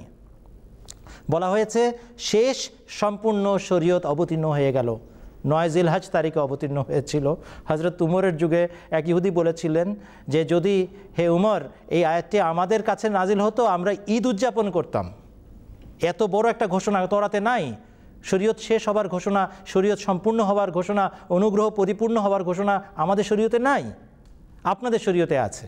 হুজুর হযরত উমর রাদিয়াল্লাহু আনহু বলেছিলেন, হ্যাঁ তোমার কথা ঠিক, আমরা সেটাকে ঈদই উদযাপন করি, কেননা 10 জিলহজ ঈদের দিন হয়ে থাকে, আমরা সেটা ঈদ উপলক্ষেই উদযাপন করে থাকি যে আল্লাহ তাআলার অনুগ্রহ আমাদেরকে শেষ সম্পূর্ণ শরীয়ত দান করেছেন।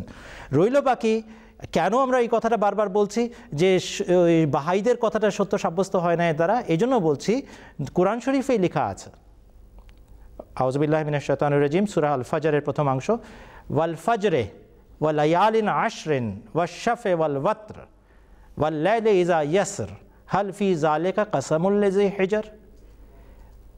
শপথ প্রতিশ্রুত সুপ্রভাতের, ওয়া লায়ালিন আশরিন এবং মধ্যবর্তী 10 রাতের শপথ, ওয়াশ শাফে এবং 2 এর শপথ, ওয়াল ওয়াতরে এবং 1 এর শপথ। 10, 2, 1, 13। ওয়াল লাইলি ইযা ইয়াসর, এবং যখন রাত কেটে যাবে। হালফি যালিকা কাসামুল লিযি হিজর, এর মাঝে কি বুদ্ধিমানদের জন্য একটা বিরাট প্রতিশ্রুতি নেই? 1300 বছর অতিক্রান্ত হবে, 13 শতাব্দী অতিক্রান্ত হবে, যার মধ্যে 10টিকে একভাবে উল্লেখ করা হয়েছে, যেটার কথা আপনি একটু আগে সূরা সিজদা থেকে বললেন, 10 রাত মানে 1000 বছর। এবং তার সাথে আরও 2 এবং 1 আলাদা করে উল্লেখ করার বিভিন্ন হিকমত আছে, আমি সেদিকে যাচ্ছি না। কিন্তু 13 রাতের কথা পাওয়া যায় এবং তারপরে রাত অতিবাহিত হয়ে যাবে, ইসলামের চরম বিপর্যয় অতিক্রান্ত হয়ে যাবে। ওয়াল্লাইলি ইজা ইয়াসার, যখন রাত গত হয়ে যাবে। হালফি জালেকা, এর মধ্যে কি নাই কাসামুল্লেজি হিজর, বিরাট প্রতিশ্রুতি বুদ্ধিমানদের জন্য? অতএব বুদ্ধিমান হয়ে থাকলে আমাদেরকে এই ইঙ্গিতটা বুঝতে হবে, যখন 13 শতাব্দী পার হয়ে যাবে রাসূলুল্লাহ সাল্লাল্লাহু আলাইহি ওয়াসাল্লামের পর, শরীয়ত অবতীর্ণ হওয়ার পর, তখন চরম বিপর্যয়ের যুগ, চরম অন্ধকারের যুগ, অমানিসা শেষ করার জন্য আল্লাহর পক্ষ থেকে পূর্ণিমার চাঁদ উদিত হবে 14তম রাতে, আর তিনি হচ্ছেন প্রতিশ্রুত মাসিহ এবং মাহদী আলাইহিস সালাতু ওয়াসালাম। এই একই হাদিস, একই আয়াত কোরআন হাদিস শরীফ দ্বারাও যদি আপনি যাচাই করেন তাহলে দেখবেন সেখানে 300 বছর পর্যন্ত আলোকিত যুগ থাকবে, তারপরে 1000 বছর আরম্ভ হবে এবং এই 1000 বছরের আরম্ভের ইঙ্গিত রয়েছে 300 যোগ 1000 সেখান থেকেও সাব্যস্ত হয়। আর হজরত মির্জা গোলাম আহমদ কাদিয়ানী আলাইহিস সালাম 1306 হিজরিতে ঠিক সময় মতো আবির্ভূত হয়ে দাবি করে জামাত প্রতিষ্ঠা করেছেন। ধন্যবাদ। ধন্যবাদ মাওলানা আব্দুল আউয়াল সাহেব। সাব্বির আহমদ সাহেব, আশা করি আপনি আপনার প্রশ্নের উত্তর পেয়েছেন। সুদর্শক, অনুষ্ঠান দেখতে দেখতে আমাদের পুরো 1 ঘন্টা আমরা পার হয়েছি। এবার নিচ্ছি ছোট্ট একটি বিরতি। বিরতির সময় আপনারা শুনুন একটি নজম, আর এটি MTA পশ্চিমবঙ্গের পরিবেশনা।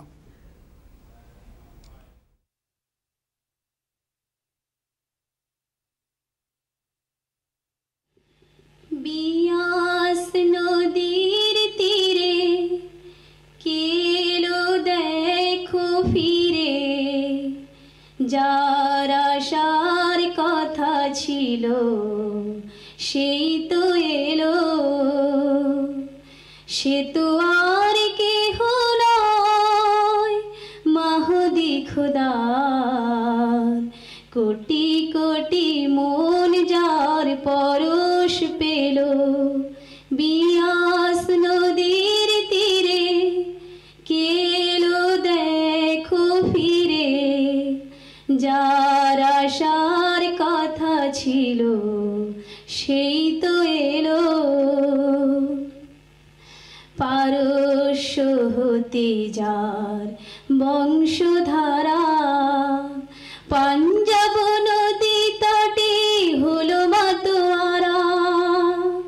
পারস্য হতে যার বংশধারা, পাঞ্জাব নদী তটে হলো মাতোয়ারা, সে তো আর কেহ নয় মাহদী খোদার, কোটি কোটি মন যার পরশ পেল। শিরোমণি নবী যার করে ইশারায়, শুভ্র মিনার ওই দুর্গম হিমালয়, মাথা উঁচু করে আজো যার কথা কও, মাথা উঁচু করে আজো যার কথা কও, সে তো আর কেহ নয় মাহদী খোদার, কোটি কোটি মন যার পরশ পেল। বিয়াস নদীর তীরে কেলো দেখো ফিরে, যার আশার কথা ছিল সেই তো এলো। চাঁদে সুরুজ আসমান দিল যার পরিচয়, যার ছোঁয়া পেয়ে আজ বিশ্বলোকে হতাশ পথিক পেল পথের দিশা কোরআনের আলোকে। সে তো আর কেহ নয় মাহদী খোদার, পরিচয় পাবে তার মুক্ত চোখে। চোখের পর্দা খুলে একবার দেখো যদি, দেখবে খোদার টানে একটি প্রেমের নদী। সে তো আর কেহ নয় মাহদী খোদার, কোটি কোটি মন যার পরশ পেল। বিয়াস নদীর তীরে কেলো দেখো ফিরে, যার আশার ছিল সেই তো এলো।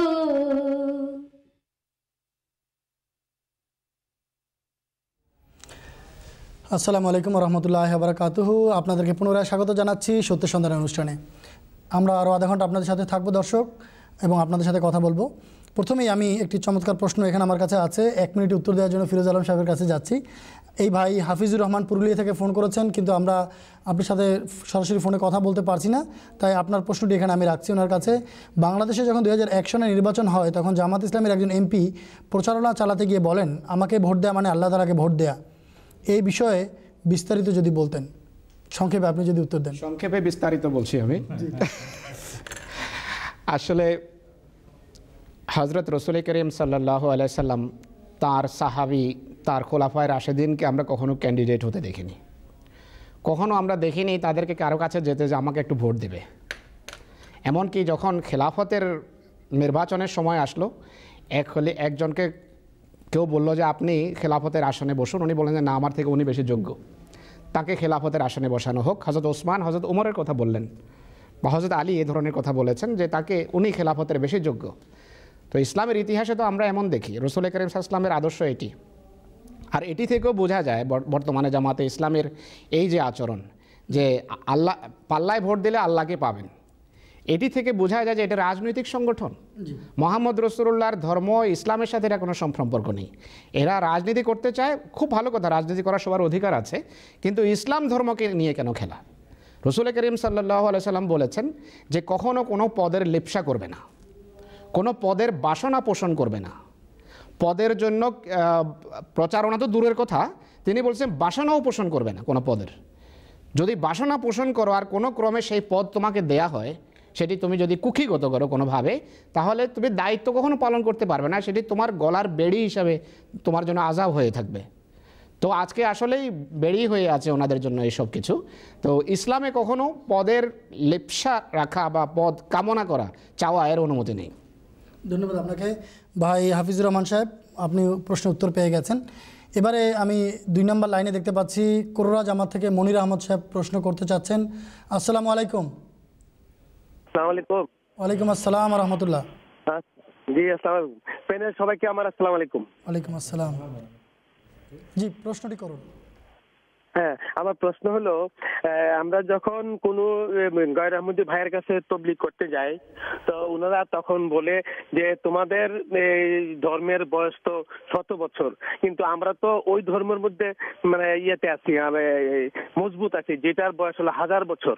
তো আমরা আমাদের পূর্বপুরুষদের ধর্মের থাকাটাই স্বাচ্ছন্দ্য বোধ করি। তো আমরা তাদেরকে এই নতুন ধর্মে আমার জামাতে আহমদিয়াতে ওদেরকে নিয়ে আসার জন্য কোন প্রশ্ন দিয়ে আমরা তাদেরকে সন্তুষ্ট করতে পারি? এই হলো আমার প্রশ্ন। ধন্যবাদ মনির আহমদ সাহেব, আপনি কোররা থেকে ফোন করেছেন। মাওলানা আব্দুল আওয়াল সাহেবের কাছে রাখছি প্রশ্নটি। এটা ধর্ম না, আহমদিয়া জামাত কোনো নতুন ধর্ম না। আহমদিয়া জামাত ইসলামের অনুসারী একটি জামাত বা দল, ঐক্যবদ্ধ দল, নেতৃত্বের অধীনস্থ দল, ঐশী নেতৃত্বের খেলাফতের অধীনস্থ একটি দল। আপনি যখন তাদেরকে আমন্ত্রণ জানাবেন, তখন কোনো ধর্মের জন্য আপনি আমন্ত্রণ জানাচ্ছেন না। আমাদের ধর্ম তাদের ধর্ম একই, ইসলাম। আর আপনি শুধু আমন্ত্রণ জানাচ্ছেন ঐক্যবদ্ধ হওয়ার, আধ্যাত্মিক ইমানে উদ্দীপ্ত জীবন যাপন করার, ঐশী নেতৃত্বের অধীনস্থ এক দল হিসাবে জীবন যাপন করার। এটা হলো প্রথম কথা যেটা আপনাদেরকে বুঝাতে হবে তাদেরকে। দ্বিতীয়ত প্রশ্ন হচ্ছে, যদি অন্যান্য ধর্মাবলম্বী, যাদেরকে আমরা সাধারণত সনাতন ধর্মের অনুসারী বলি বা খ্রিশ্চানস বলি বা অন্যান্য ধর্মের অনুসারী বলি, অন্যান্য মতবাদের অনুসারী বলি, তাদেরকে যদি আমন্ত্রণ জানাতে হয়, তাদের বই থেকে বলতে হবে যে তোমাদের বইতে, তোমাদের ঐশী গ্রন্থে লেখা আছে পূর্ণাঙ্গীন সত্য আসবে হজরত মুহাম্মদ মুস্তাফা সাল্লাল্লাহু আলাইহি ওয়াসাল্লামের মাধ্যমে।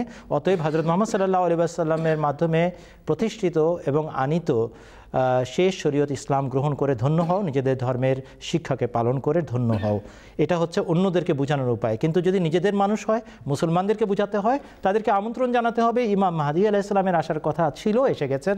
ঈসা আলাইহিস সালামের আসার কথা ছিল, তিনি এসে গেছেন। অতএব তাকে মান্য করে ধন্য হও। ধন্যবাদ। ধন্যবাদ আপনাকে মৌলানা সাহেব। মনির সাহেব, আশা করি অল্প কথায় আপনি উত্তর পেয়ে গেছেন। এরপরে আমি আরেকটা লাইন নিচ্ছি। জাহাঙ্গীর সাহেব ফোন করেছেন, তিনি একজন আহমদী অতিথি, আমাকে যেভাবে জানানো হয়েছে। ঢাকা থেকে তিনি ফোনটি করেছেন। আসসালামু আলাইকুম। আসসালামু আলাইকুম জাহাঙ্গীর সাহেব, আপনি কি শুনতে পাচ্ছেন?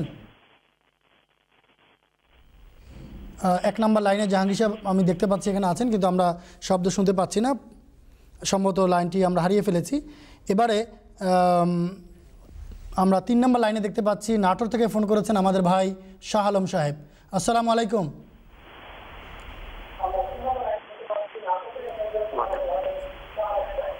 টেলিভিশনের ভলিউম যদি একটু বন্ধ করে দিতেন তাহলে ভালো হতো।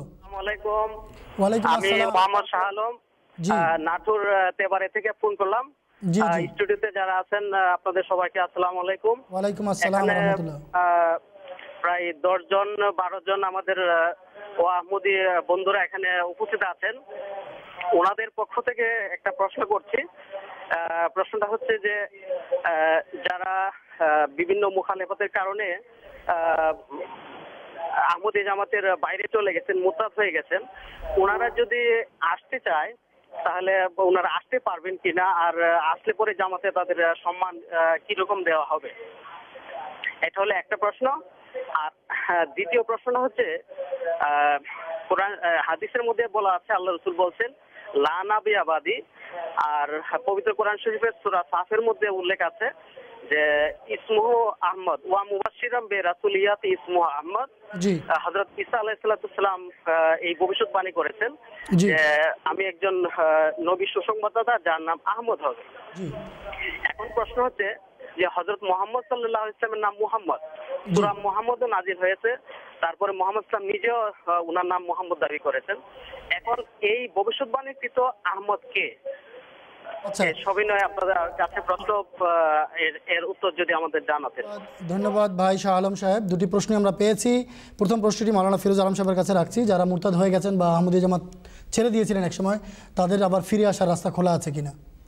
শাহ আলম সাহেব অনেক ধন্যবাদ, আপনি তেবাড়িয়া থেকে প্রশ্ন করেছেন। প্রথমে আমি তেবাড়িয়ার যে জামাত আছে জামাতকে ধন্যবাদ জানাতে চাই। এছাড়া যে অতিথি ভাইয়েরা সেখানে আছেন আপনার সাথে, তাদেরকে আসসালামু আলাইকুম। আমরা আনন্দিত যে আপনারা এসেছেন, শুনছেন। তেবাড়িয়াতে আমি এক নাগারে প্রায় 15 দিন ছিলাম, আল্লাহ তাআলার ফজলে কাজ করেছি। খুবই অতিথি পরায়ণ মানুষ আপনারা, আর সেখানকার সুস্বাদু খাবার এখনও আমার জিহ্বায় লেগে আছে। যারা মুরতাদ হয়ে গেছে তাদের শাস্তি, এটা প্রশ্ন, নাকি তারা ফিরে আসতে পারবে কিনা? অবশ্যই কোনো ব্যক্তির সামনে যদি সত্য স্পষ্ট হয়ে যায় তার অবশ্যই ফিরে আসার রাস্তা খোলা আছে। আর আমাদের যারা বিরোধী তারা বলে যে কেউ যদি মুরতাদ হয়ে যায় তাকে হত্যা করতে হয়। ইসলামে এই ধরনের কোনো শিক্ষা নেই, কোরআনে কারীমে এই ধরনের কোনো শিক্ষা দেয় না। বরং কোরআনে এমন আয়াত আছে যে কোনো ব্যক্তি যদি তিনবারও মুরতাদ হয়, সত্য গ্রহণের পর আবার ছেড়ে দেয়, গ্রহণের পর আবার ছেড়ে দেয়, এইভাবে করতে করতে 3বারও যদি করে তাহলেও তার আসার রাস্তা খোলা থাকে। 3বারের পরও অধিকার নেই, অনুমতি নেই এমন ব্যক্তিকে দৈহিকভাবে ক্ষতি করার, কোনোভাবে তার ক্ষতি করার অনুমতি নেই। কিন্তু যারা ছেড়ে দিয়েছেন, যেভাবে ছেড়েছেন ঠিক সেইভাবে তাদেরকে ফিরে আসতে হবে।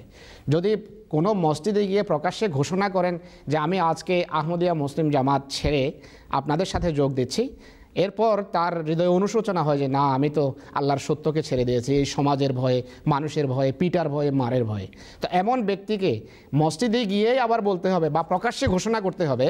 মসজিদে যাওয়ার যদি অনুমতি নাও থাকে, প্রকাশ্যে ঘোষণা করতে হবে যে আমি আবার আহমদিয়া মুসলিম জামাতে ফিরে আসছি। নতুবা গোপনে লুকিয়ে রাতের অন্ধকারে এসে একটা কাগজে সাইন করে দেওয়ার নাম কিন্তু ফিরে আসা নয়। প্রকাশ্যে বলতে হবে, ইমানি সাহস থাকতে হবে ফিরে আসার, তাহলে প্রকৃত অর্থে ফিরে আসা গণ্য হবে আল্লাহ তাআলার দৃষ্টিতে। ধন্যবাদ আপনাকে। এবারে শাহ আলম সাহেবের যে দ্বিতীয় প্রশ্নটি আছে ওই প্রশ্নটি আমরা নিব, কিন্তু এর আগে আমি দর্শক আপনাদের কাছ থেকে অনেকগুলো ইমেইল আমরা পেয়েছি, ইমেইলগুলি আমি পড়ে দিতে চাই। যেমন সোহেল আহমদ সাহেব সিলেট থেকে আপনি জানিয়েছেন আপনাদের এই সত্য সন্ধানের মতো সেরা অনুষ্ঠান ও হৃদয়গ্রাহী মন মাতানো উত্তর প্রদানের জন্য আন্তরিক ধন্যবাদ। আমরা আপনার ধন্যবাদপত্র আমরা পেয়েছি। এখানে আপনি এটা প্রশ্ন করছেন যে কোরআনে আল্লাহ তাআলা বলেন আল্লাহ তাআলা চাইলে সকলকে হেদায়েত দিতে পারেন, কিন্তু তিনি হেদায়েত দেন না কেন?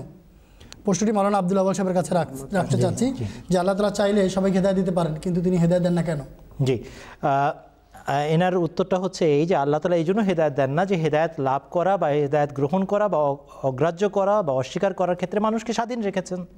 সূরা ইউনূসের 100 নম্বর আয়াতে আল্লাহ তাআলা বলেছেন, ওয়ালাউ শাআ রাব্বুকা লা আমানা মান ফিল আরজি কুল্লুহুম জামিয়া আফা আনতা তুকরিহুন নাসা হাত্তা ইয়াকুনু মুমিনিন।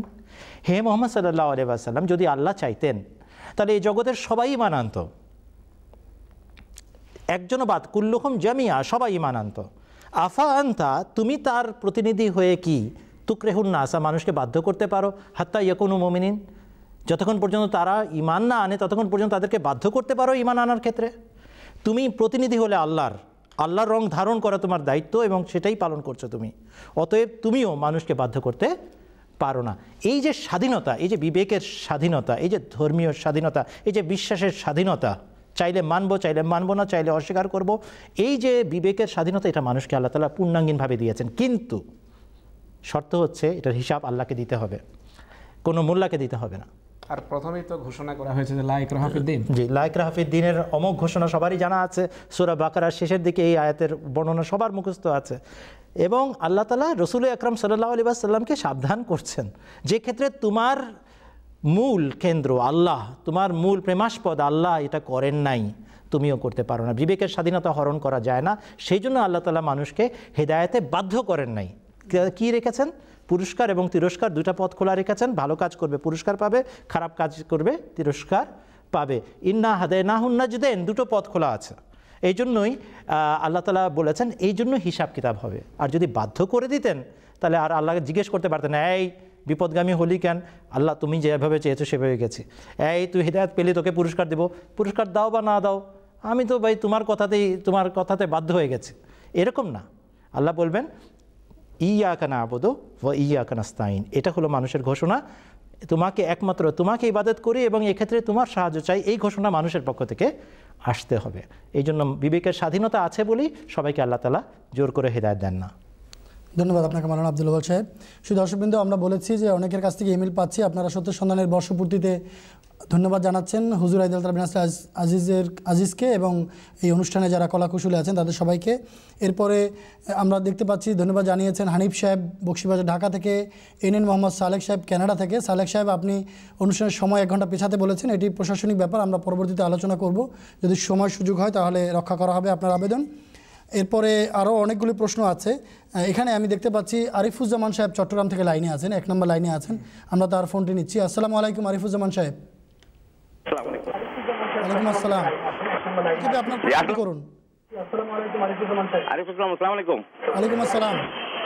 জি, আমার প্রশ্ন হচ্ছে, আমার গয়রামতি বন্ধুর কাছে প্রশ্ন, উনি জানতে চাচ্ছেন যে ইমামদের হযরত মুহাম্মদ সাল্লাল্লাহু আলাইহি ওয়াসাল্লাম বলছেন যে আমার ছেলে ইব্রাহিম বেঁচে থাকলে নবী হতো, কি ধরনের নবী হতো এবং এটা কোন হাদিসে আছে, এটার সত্যতা কতটুকু? জি জি জি, ধন্যবাদ আরিফুজ্জামান সাহেব। মাওলানা ফিরোজ আলম সাহেবের কাছে রাখছি দুটি প্রশ্ন একসাথে করে, যে উনি বলছেন যে কোন ধরনের নবী হতেন। এর আগে শাহ আলম সাহেব বলছিলেন লা নাবিয়াবাদীর কথা, তো বিষয়টি যেহেতু একই ধরনের, যদি আপনি উত্তর দিতেন। হ্যাঁ, একই সূত্রে গাথা উভয় প্রশ্ন। প্রথমে শাহ আলম সাহেবের প্রশ্নের দিকে আসি, যে রাসূলুল্লাহ সাল্লাল্লাহু আলাইহি ওয়াসাল্লাম বলেছেন যে লা নবিয়্যা বাদি, এটি প্রায়শই আমাদের সামনে এই প্রশ্ন আসে। তো রাসূল করিম সাল্লাল্লাহু আলাইহি ওয়াসাল্লামের এই কথার অর্থ হুজুরে করিম সাল্লাল্লাহু আলাইহি ওয়াসাল্লামের অন্য উক্তির পাশাপাশি রেখে আমাদেরকে করতে হবে। কেননা কোনো জায়গায় রাসূলুল্লাহ বলেছেন যে আমার পরে ঈসা আসবেন, তিনি আল্লাহর নবী হবেন।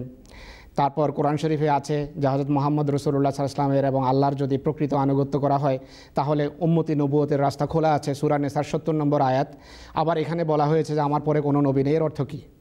রাসূল করিম সাল্লাল্লাহু আলাইহি ওয়াসাল্লামের সাহাবীরা, স্বয়ং হযরত আয়েশা রাদিয়াল্লাহু আনহা, উম্মতে মুহাম্মদিয়ার বুজুর্গ হযরত মহিউদ্দিন ইবনে আরবি, হযরত আব্দুল ওয়াহাব শারানি এবং মৌলানা কাসেম নানতুবি, যিনি দেওবন্দ মাদ্রাসার প্রতিষ্ঠাতা, তিনি এই হাদিসের সাথে এই বিষয়কে রেখে অর্থ করেছেন। তারা বলেছেন যে এর অর্থ এই নয় যে রাসূলুল্লাহর উক্তির ভিতর বা কোরআনের আয়াতে কোনো কন্ট্রাডিকশন আছে, বা এর অর্থ এই নয় যে এই কথাগুলো খাতমে নবুয়তের পরিপন্থী, এমন নয়। রাসূলুল্লাহ এক জায়গায় বলেছেন যে আমার পর ঈসা আসবেন, অন্যটা কোরআনে আছে যে আমার আনুগত্যে নবী আসতে পারে, আবার একদিকে বলা হয়েছে আমি খাদামান নবীন।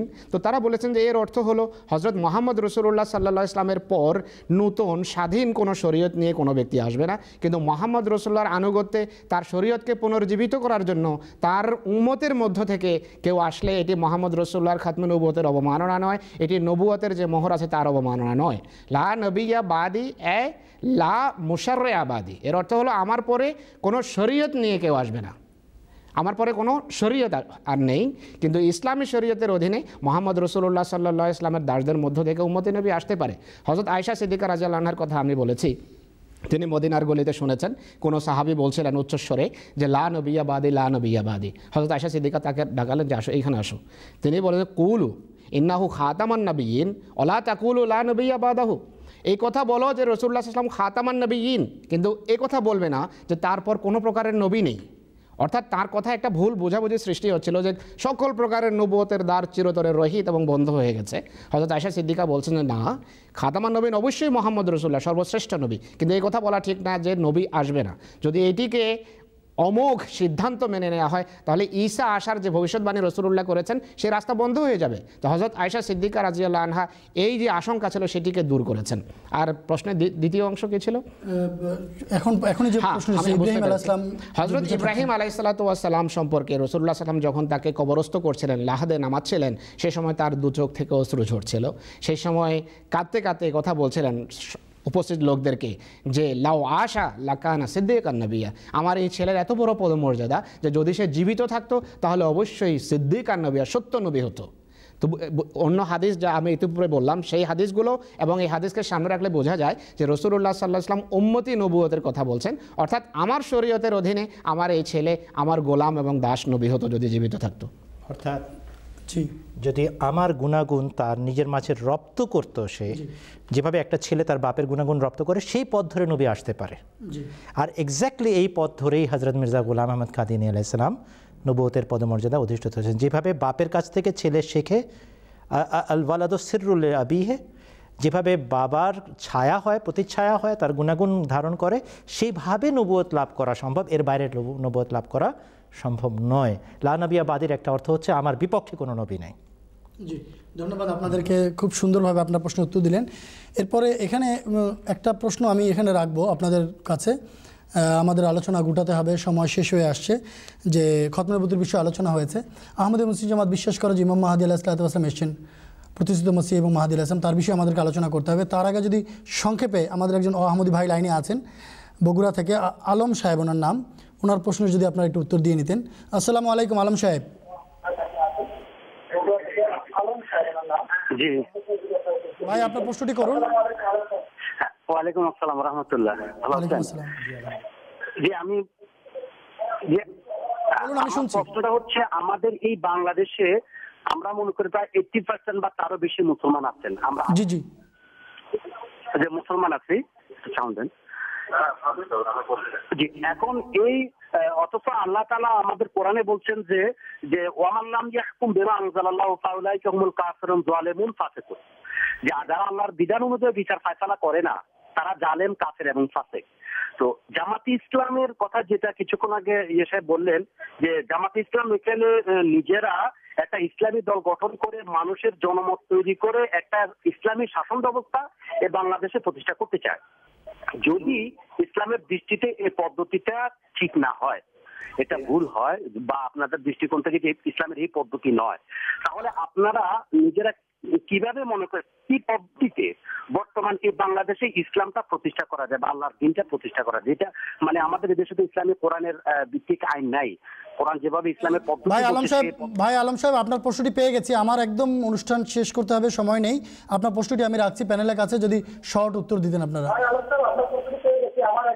খুব সংক্ষেপে উত্তর হচ্ছে, আল্লাহ এবং তার রসুল কোথাও বলেন নাই রাজনৈতিক ক্ষমতা ধারণ করা ছাড়া ইসলাম পুনরুদ্ধার সম্ভব নয়। আল্লাহ এবং রসুলের বিধান অনুযায়ী শেষ যুগে প্রতিশ্রুত মাসিহ এবং মাহদী ছাড়া ইসলাম পুনরুদ্ধার সম্ভব নয়। একটি হচ্ছে ঐশী নেতৃত্বের বিধান, আরেকটি হচ্ছে জাগতিক নেতৃত্বের বিধান। আল্লাহ তাআলা ঐশী নেতৃত্বের বিধানে ইসলামকে, মুসলমানদেরকে ঐক্যবদ্ধ করার, ইসলামকে পুনর্জীবিত করার কথা বলে রেখেছেন, রাসূলুল্লাহ বলে রেখেছেন। আমরা সেই পথে ইসলাম উদ্ধার পাবে বলে বিশ্বাস করি। আপনাকে আমন্ত্রণ, আপনার মতো অন্যদেরকে আমন্ত্রণ, ভালো করে যাচাই করেন। পৃথিবীতে অনেক মুসলমানদের নামে, ইসলামের নামে অনেক রাজনীতি করার লোক তৈরি হয়ে গেছে। মিশরে আছে, ইরাকে ছিল, ইরানে আছে, বিভিন্ন জায়গায়। ইসলাম উদ্ধার হচ্ছে কিনা? ইসলাম উদ্ধার হবে তার মাধ্যমে, যার কথা মহানবী বিশ্বনবী হযরত মুহাম্মদ মুস্তাফা সাল্লাল্লাহু আলাইহি ওয়াসাল্লাম বলে গেছেন। ধন্যবাদ আপনাকে। ধন্যবাদ মাওলানা আব্দুল ওয়াহাব সাহেব। ভাই আলম সাহেব, আশা করি উত্তর পেয়েছেন। আমি ক্ষমা চেয়ে নিচ্ছি আপনার কাছে যে আপনাকে আমি বেশি সময় দিতে পারিনি। পরবর্তীতে ইনশাআল্লাহ আবার কোনো অনুষ্ঠানে আপনার সাথে কথা হবে আশা রাখছি। মাওলানা ফিরোজ আলম সাহেবকে বলবো যে যদি আপনি ইমাম মাহদী আলাইহিস সালামের সত্যতা সম্পর্কে আজকে দুই একটি কথা বলে দিতেন। আমরা গত অধিবেশনগুলোতে এই সম্পর্কে বিস্তারিত বলেছি, আজকে সময় সংক্ষিপ্ত। হজরত ইমাম মাহদী আলাইহিস সালাতু ওয়াস সালাম রসুল করিম সাল্লাল্লাহু আলাইহি সাল্লামের ভবিষ্যৎবাণী অনুযায়ী পৃথিবীতে এসেছেন। তিনি মসিহ এবং মাহদী উপাধি নিয়ে এখানে আগমন করেছেন। পূর্বের ঈসা ইন্তেকাল করেছেন। আল্লাহ তাআলার পক্ষ থেকে যখন কোনো মহাপুরুষ এসে থাকেন তখন খোদা তাআলা জগতের সমস্ত বিরোধিতা সত্ত্বেও তাকে উন্নতি দেন, তার অগ্রযাত্রা অব্যাহত থাকে। আহমদিয়া মুসলিম জামাতের প্রতিষ্ঠাতার অনেক বিরোধিতা হয়েছে, আল্লাহ তাআলার ফজলে তা সত্ত্বেও উন্নতি হচ্ছে। বিভিন্ন রাষ্ট্র নিজের সমস্ত জান্তা নিয়ে এই জামাতের উপর ঝাঁপিয়ে পড়েছিল। জিয়াউল হক পাকিস্তানের এবং ভুট্টোর কথা বলছি আমি, এই জামাতকে নির্মূল করার জন্য। কিন্তু আল্লাহ তাআলা তাদেরকে পৃথিবী থেকে মিটিয়ে দিয়েছেন। কিন্তু কোরআনের কারীমের আয়াত অনুসারে, আল্লাহর প্রতিশ্রুতি অনুসারে এই জামাতের অগ্রযাত্রা অব্যাহত আছে। একইভাবে আল্লাহ তাআলা সূরা আল হাক্কায় বলেছেন যে কোনো ব্যক্তি যদি আমার পক্ষ থেকে মিথ্যা কোনো দাবি করে, তাহলে আমি আমার নামে মিথ্যা দাবি করে অথচ আমি তাকে দাঁড় না করাই, তাহলে এমন দাবিকারকের আমি জীবনশিরা কেটে দেই। আমাদের ডান হাতে আমরা তাকে ধৃত করি এবং তার জীবনশিরা কেটে দিই। রাসূলুল্লাহ সাল্লাল্লাহু আলাইহি ওয়াসাল্লামের ক্ষেত্রে এই আয়াত নাযিল হয়েছে তার সত্যতার প্রমাণের জন্য। আল্লাহ তাআলা তাকে তার নবুয়তের দাবির পর 23 বছর জীবিত রেখেছেন। সমস্ত বিরোধিতা সত্ত্বেও তিনি উন্নতি করেছেন। আহমদিয়া মুসলিম জামাতের প্রতিষ্ঠাতা আল্লাহ তাআলার পক্ষ থেকে হওয়ার দাবি করেছেন। প্রবল বিরোধিতা হয়েছে তাকে এবং তার জামাতকে ধ্বংস করার। কিন্তু নবুয়তের দাবির পর, এলহাম এবং ওহী দাবির পর দীর্ঘ 27 বছর জীবিত ছিলেন এবং এই অগ্রযাত্রা অব্যাহত আছে। পাকিস্তানে যখন ধ্বংসের চেষ্টা হয়েছে তখন আমাদের জামাত শুধু 70 বা 75-এর মতো দেশে সীমাবদ্ধ ছিল। আজকে আল্লাহ তাআলার ফজলে প্রায় বিশ্বের 200টি দেশে এই জামাত বিস্তার লাভ করেছে। তো ইনশাআল্লাহ আহমদিয়া মুসলিম জামাতের মাধ্যমে ইসলাম অবশ্যই পৃথিবীতে জয়যুক্ত হবে। ধন্যবাদ আপনাকে। আমি মাওলানা আব্দুল্লাহ সাহেবকে বলবো যে আপনি যদি 1 মিনিটে যদি কিছু বলে দিতেন। হ্যাঁ, একটা বিশেষ কথা আছে, সেটা হচ্ছে সাবধান বাণী। এবং সেই কথাটা হযরত মসিহ মাউদ আলাইহিস সালাতু ওয়াস সালাম বারবার বলে গেছেন যে দেখো, একজন মানুষকে আল্লাহ তাআলা পাঠান সুসংবাদবাহক হিসাবে, সাবধান বাণী দিয়েও পাঠান। আমি সতর্ককারীও বটে। আমি তোমাদেরকে সাবধান করছি, বারবার বলছি যে যদি আল্লাহর বিধান এবং আল্লাহর কথা মানো পুরস্কৃত হবে, আর যদি না মানো তাহলে আল্লাহ তাআলার পক্ষ থেকে চিরন্তন সুন্নতের পুনরাবৃত্তি দেখতে পাবে। এই কথাটা কোরআন শরীফের সূরা বনী ইসরাঈলে লেখা আছে, ওয়ামা কুন্না মুআজ্জিবিনা হাত্তা নাবাসা রাসূলা। আমরা আমাদের পক্ষ থেকে সতর্ককারী রসুল না পাঠিয়ে কখনো মানুষকে আযাব দেই না। সারাটা পৃথিবীর দিকে তাকিয়ে দেখেন, মুসলমান অধ্যুষিত দেশগুলোকে দেখেন কিভাবে আল্লাহ তাআলার আযাবে জর্জরিত। কেন? একজন ব্যক্তি দাবি করছেন আমি আল্লাহর পক্ষ থেকে প্রেরিত, আর সেই ব্যক্তিকে সম্মিলিতভাবে কাফের ঘোষণা দেওয়ার ধৃষ্টতা দেখাচ্ছে মুসলমান আলেম ওলামা। এই জন্য সাবধান বাণী এটা, যে আল্লাহ তাআলার বিধানকে যেন আমরা কখনো লঙ্ঘন না করি। ধন্যবাদ আপনাকে মাওলানা আব্দুল্লাহ সাহেব। শুধু দর্শকবৃন্দ, আমরা কথা বলছিলাম, আমরা আলোচনা করার চেষ্টা করেছি, আমরা সাধ্যমতো পেরেছি, কতটুকু পেরেছি কতটুকু করা সম্ভব হয়নি আপনারা সবাই জানেন। তো আজকে আমরা এখানেই অনুষ্ঠান শেষ করব। আমি শেষ করার আগে দুটি কথা বলে দিচ্ছি এবং এরপরে একদম শেষে গিয়ে আমরা হযরত মসিহ মাউদের একটি উদ্ধৃতি দেখিয়ে আমরা আমাদের অনুষ্ঠান শেষ করে দিব।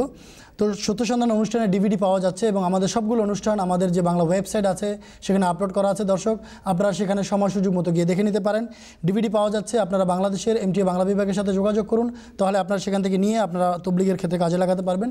যে সমস্ত জেরে তবলিগ ভাইরা আজকে অনুষ্ঠান দেখতে এসেছেন তাদেরকে আমরা অনুরোধ করবো, আপনারা যেখানেই এসেছেন, বাড়িতে হোক বা মসজিদে বা আমাদের মিশন হাউসে, আপনারা আমাদের বই পুস্তক বা লিফলেট ইত্যাদি নিয়ে যান, পড়াশোনা করুন। যদি আরেকবার কোনো প্রশ্ন থাকে তাহলে আগামীতে নিয়ে আসবেন, আলোচনা করা যাবে। এছাড়া অনুরোধ আরেকটি, আপনাদের আশেপাশেই আহমদিয়া জামাত আছে, আপনারা যদি আহমদিয়া সমাজ দেখতে চান তাহলে জুমার নামাজ শুক্রবার দিন আমাদের মসজিদে আসুন, জুমার খুতবাটি শুনুন, আহমদি সমাজকে দেখুন। তাহলে হয়তো আপনাদের মনের মধ্যে অনেক ধরনের যে প্রশ্ন যেগুলি উদয় হয় সেগুলো আপনি দূরীভূত হয়ে যাবে। আগামী সত্য সন্ধানের অনুষ্ঠানের দেখার আমন্ত্রণ জানিয়ে আমি আজকের মতো বিদায় নিচ্ছি এবং শেষ সময় আপনাদেরকে দেখাচ্ছি হযরত মসিহ মাউদ আলাইহিস সালাতু ওয়াস সালামের একটি বিখ্যাত উদ্ধৃতি। হযরত আকদাস মসিহ মাউদ ও ইমাম মাহদী আলাইহিস সালাম তার বিখ্যাত গ্রন্থ হাকিকাতুল ওহীতে লিখেছেন, আমার আগমন না ঘটলে এসব বিপদাবলীর প্রাদুর্ভাবে কিছুটা বিলম্ব ঘটত, কিন্তু আমার আগমনের মাধ্যমে ঐশী ক্রোধ বর্ষণের সেই সম্বরিত ইচ্ছা প্রকাশিত হয়েছে, যা দীর্ঘকাল যাবৎ অপ্রকাশিত ছিল। যেমন আল্লাহ তাআলা বলেছেন, ওয়ামা কুন্না মুআজ্জিবিনা হাত্তা নাবাসা রাসূলা, অর্থাৎ আমরা প্রত্যাদিষ্ট মহাপুরুষ না পাঠিয়ে কখনো আযাব দিই না। তবে অনুতাপকারীরা নিরাপদ থাকবে, আর যারা বিপদ আসার পূর্বেই সাবধান হয় তাদের প্রতি দয়া প্রদর্শন করা হবে। তোমরা কি এসব ভূমিকম্প ও বিপদাবলীর কবল থেকে নিজেদের নিরাপদ ভাবছ, অথবা স্বীয় পরিকল্পনার বলে তোমরা নিজেদের রক্ষা করতে পারবে বলে মনে করছ? কক্ষনো না। সেদিন মানবীয় চেষ্টা প্রচেষ্টার কোনো সুযোগ থাকবে না। আমেরিকা ও অন্যান্য দেশে প্রচণ্ড ভূমিকম্প হয়েছে, আর তোমাদের দেশ যে এসব থেকে নিরাপদে থাকবে এ কথা মনে করো না। বরং আমি লক্ষ্য করছি তোমরা সম্ভবত এর চেয়েও বেশি বিপদের সম্মুখীন হবে। হে ইউরোপ, তুমিও নিরাপদ নও। হে এশিয়া, তুমিও সুরক্ষিত নও। হে দ্বীপবাসীরা, কোনো কৃত্রিম খোদা তোমাদের সাহায্য করবে না। আমি শহরগুলোকে ধ্বংস হতে দেখছি, আর জনপদগুলোকে জনমানব শূন্য প্রত্যক্ষ করছি। সেই এক অদ্বিতীয় খোদা দীর্ঘকাল যাবৎ নীরব ছিলেন, আর তাঁর সামনে অনেক জঘন্য অন্যায় সংঘটিত হয়েছে, আর তিনি নীরবে সব সহ্য করেছেন। কিন্তু এখন তিনি রুদ্রমূর্তিতে আত্মপ্রকাশ করবেন। যার শোনার মতো কান আছে সে শুনে নিক, সে সময় দূরে নয়। আমি সকলকে খোদার নিরাপত্তার ছায়াতলে সমবেত করার চেষ্টা করেছি, কিন্তু ভবিতব্য পূর্ণ হওয়াও অবশ্যম্ভাবী। আমি সত্যি সত্যিই বলছি, এদেশের পালাও ঘনিয়ে আসছে। নুহের যুগের ছবি তোমাদের চোখের সামনে ভাসবে, আর লুতের দেশের ঘটনা তোমরা সচক্ষে দর্শন করবে। তবে খোদা শাস্তি প্রদানে ধীর। অনুতাপ করো, তোমাদের প্রতি করুণা প্রদর্শিত হবে। যে খোদাকে পরিত্যাগ করে সে মানুষ নয়, কীট। যে তাকে ভয় করে না সে জীবিত নয়, মৃত। রুহানি খাজাইন 22 খণ্ড, হাকিকাতুলহি 268 থেকে 269 পৃষ্ঠা।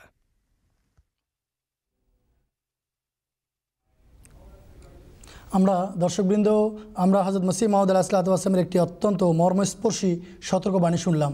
এই অনুষ্ঠানের মাধ্যমে, এই মুসলিম আসলাম উদ্ধৃতির মাধ্যমে অনুষ্ঠান শেষ করছি। ইনশাআল্লাহ ডিসেম্বরের শেষ সপ্তাহে আবার আপনাদের সাথে দেখা হবে। আসসালামু আলাইকুম ওয়া রাহমাতুল্লাহি ওয়া বারাকাতুহু। আউযু বিল্লাহি মিনাশ শাইতানির রাজীম। ওয়াকুলিল হাক্কু মির রাব্বিকুম ফামান শাআ ফালইউমিন ওয়া মান শাআ ফালইয়াক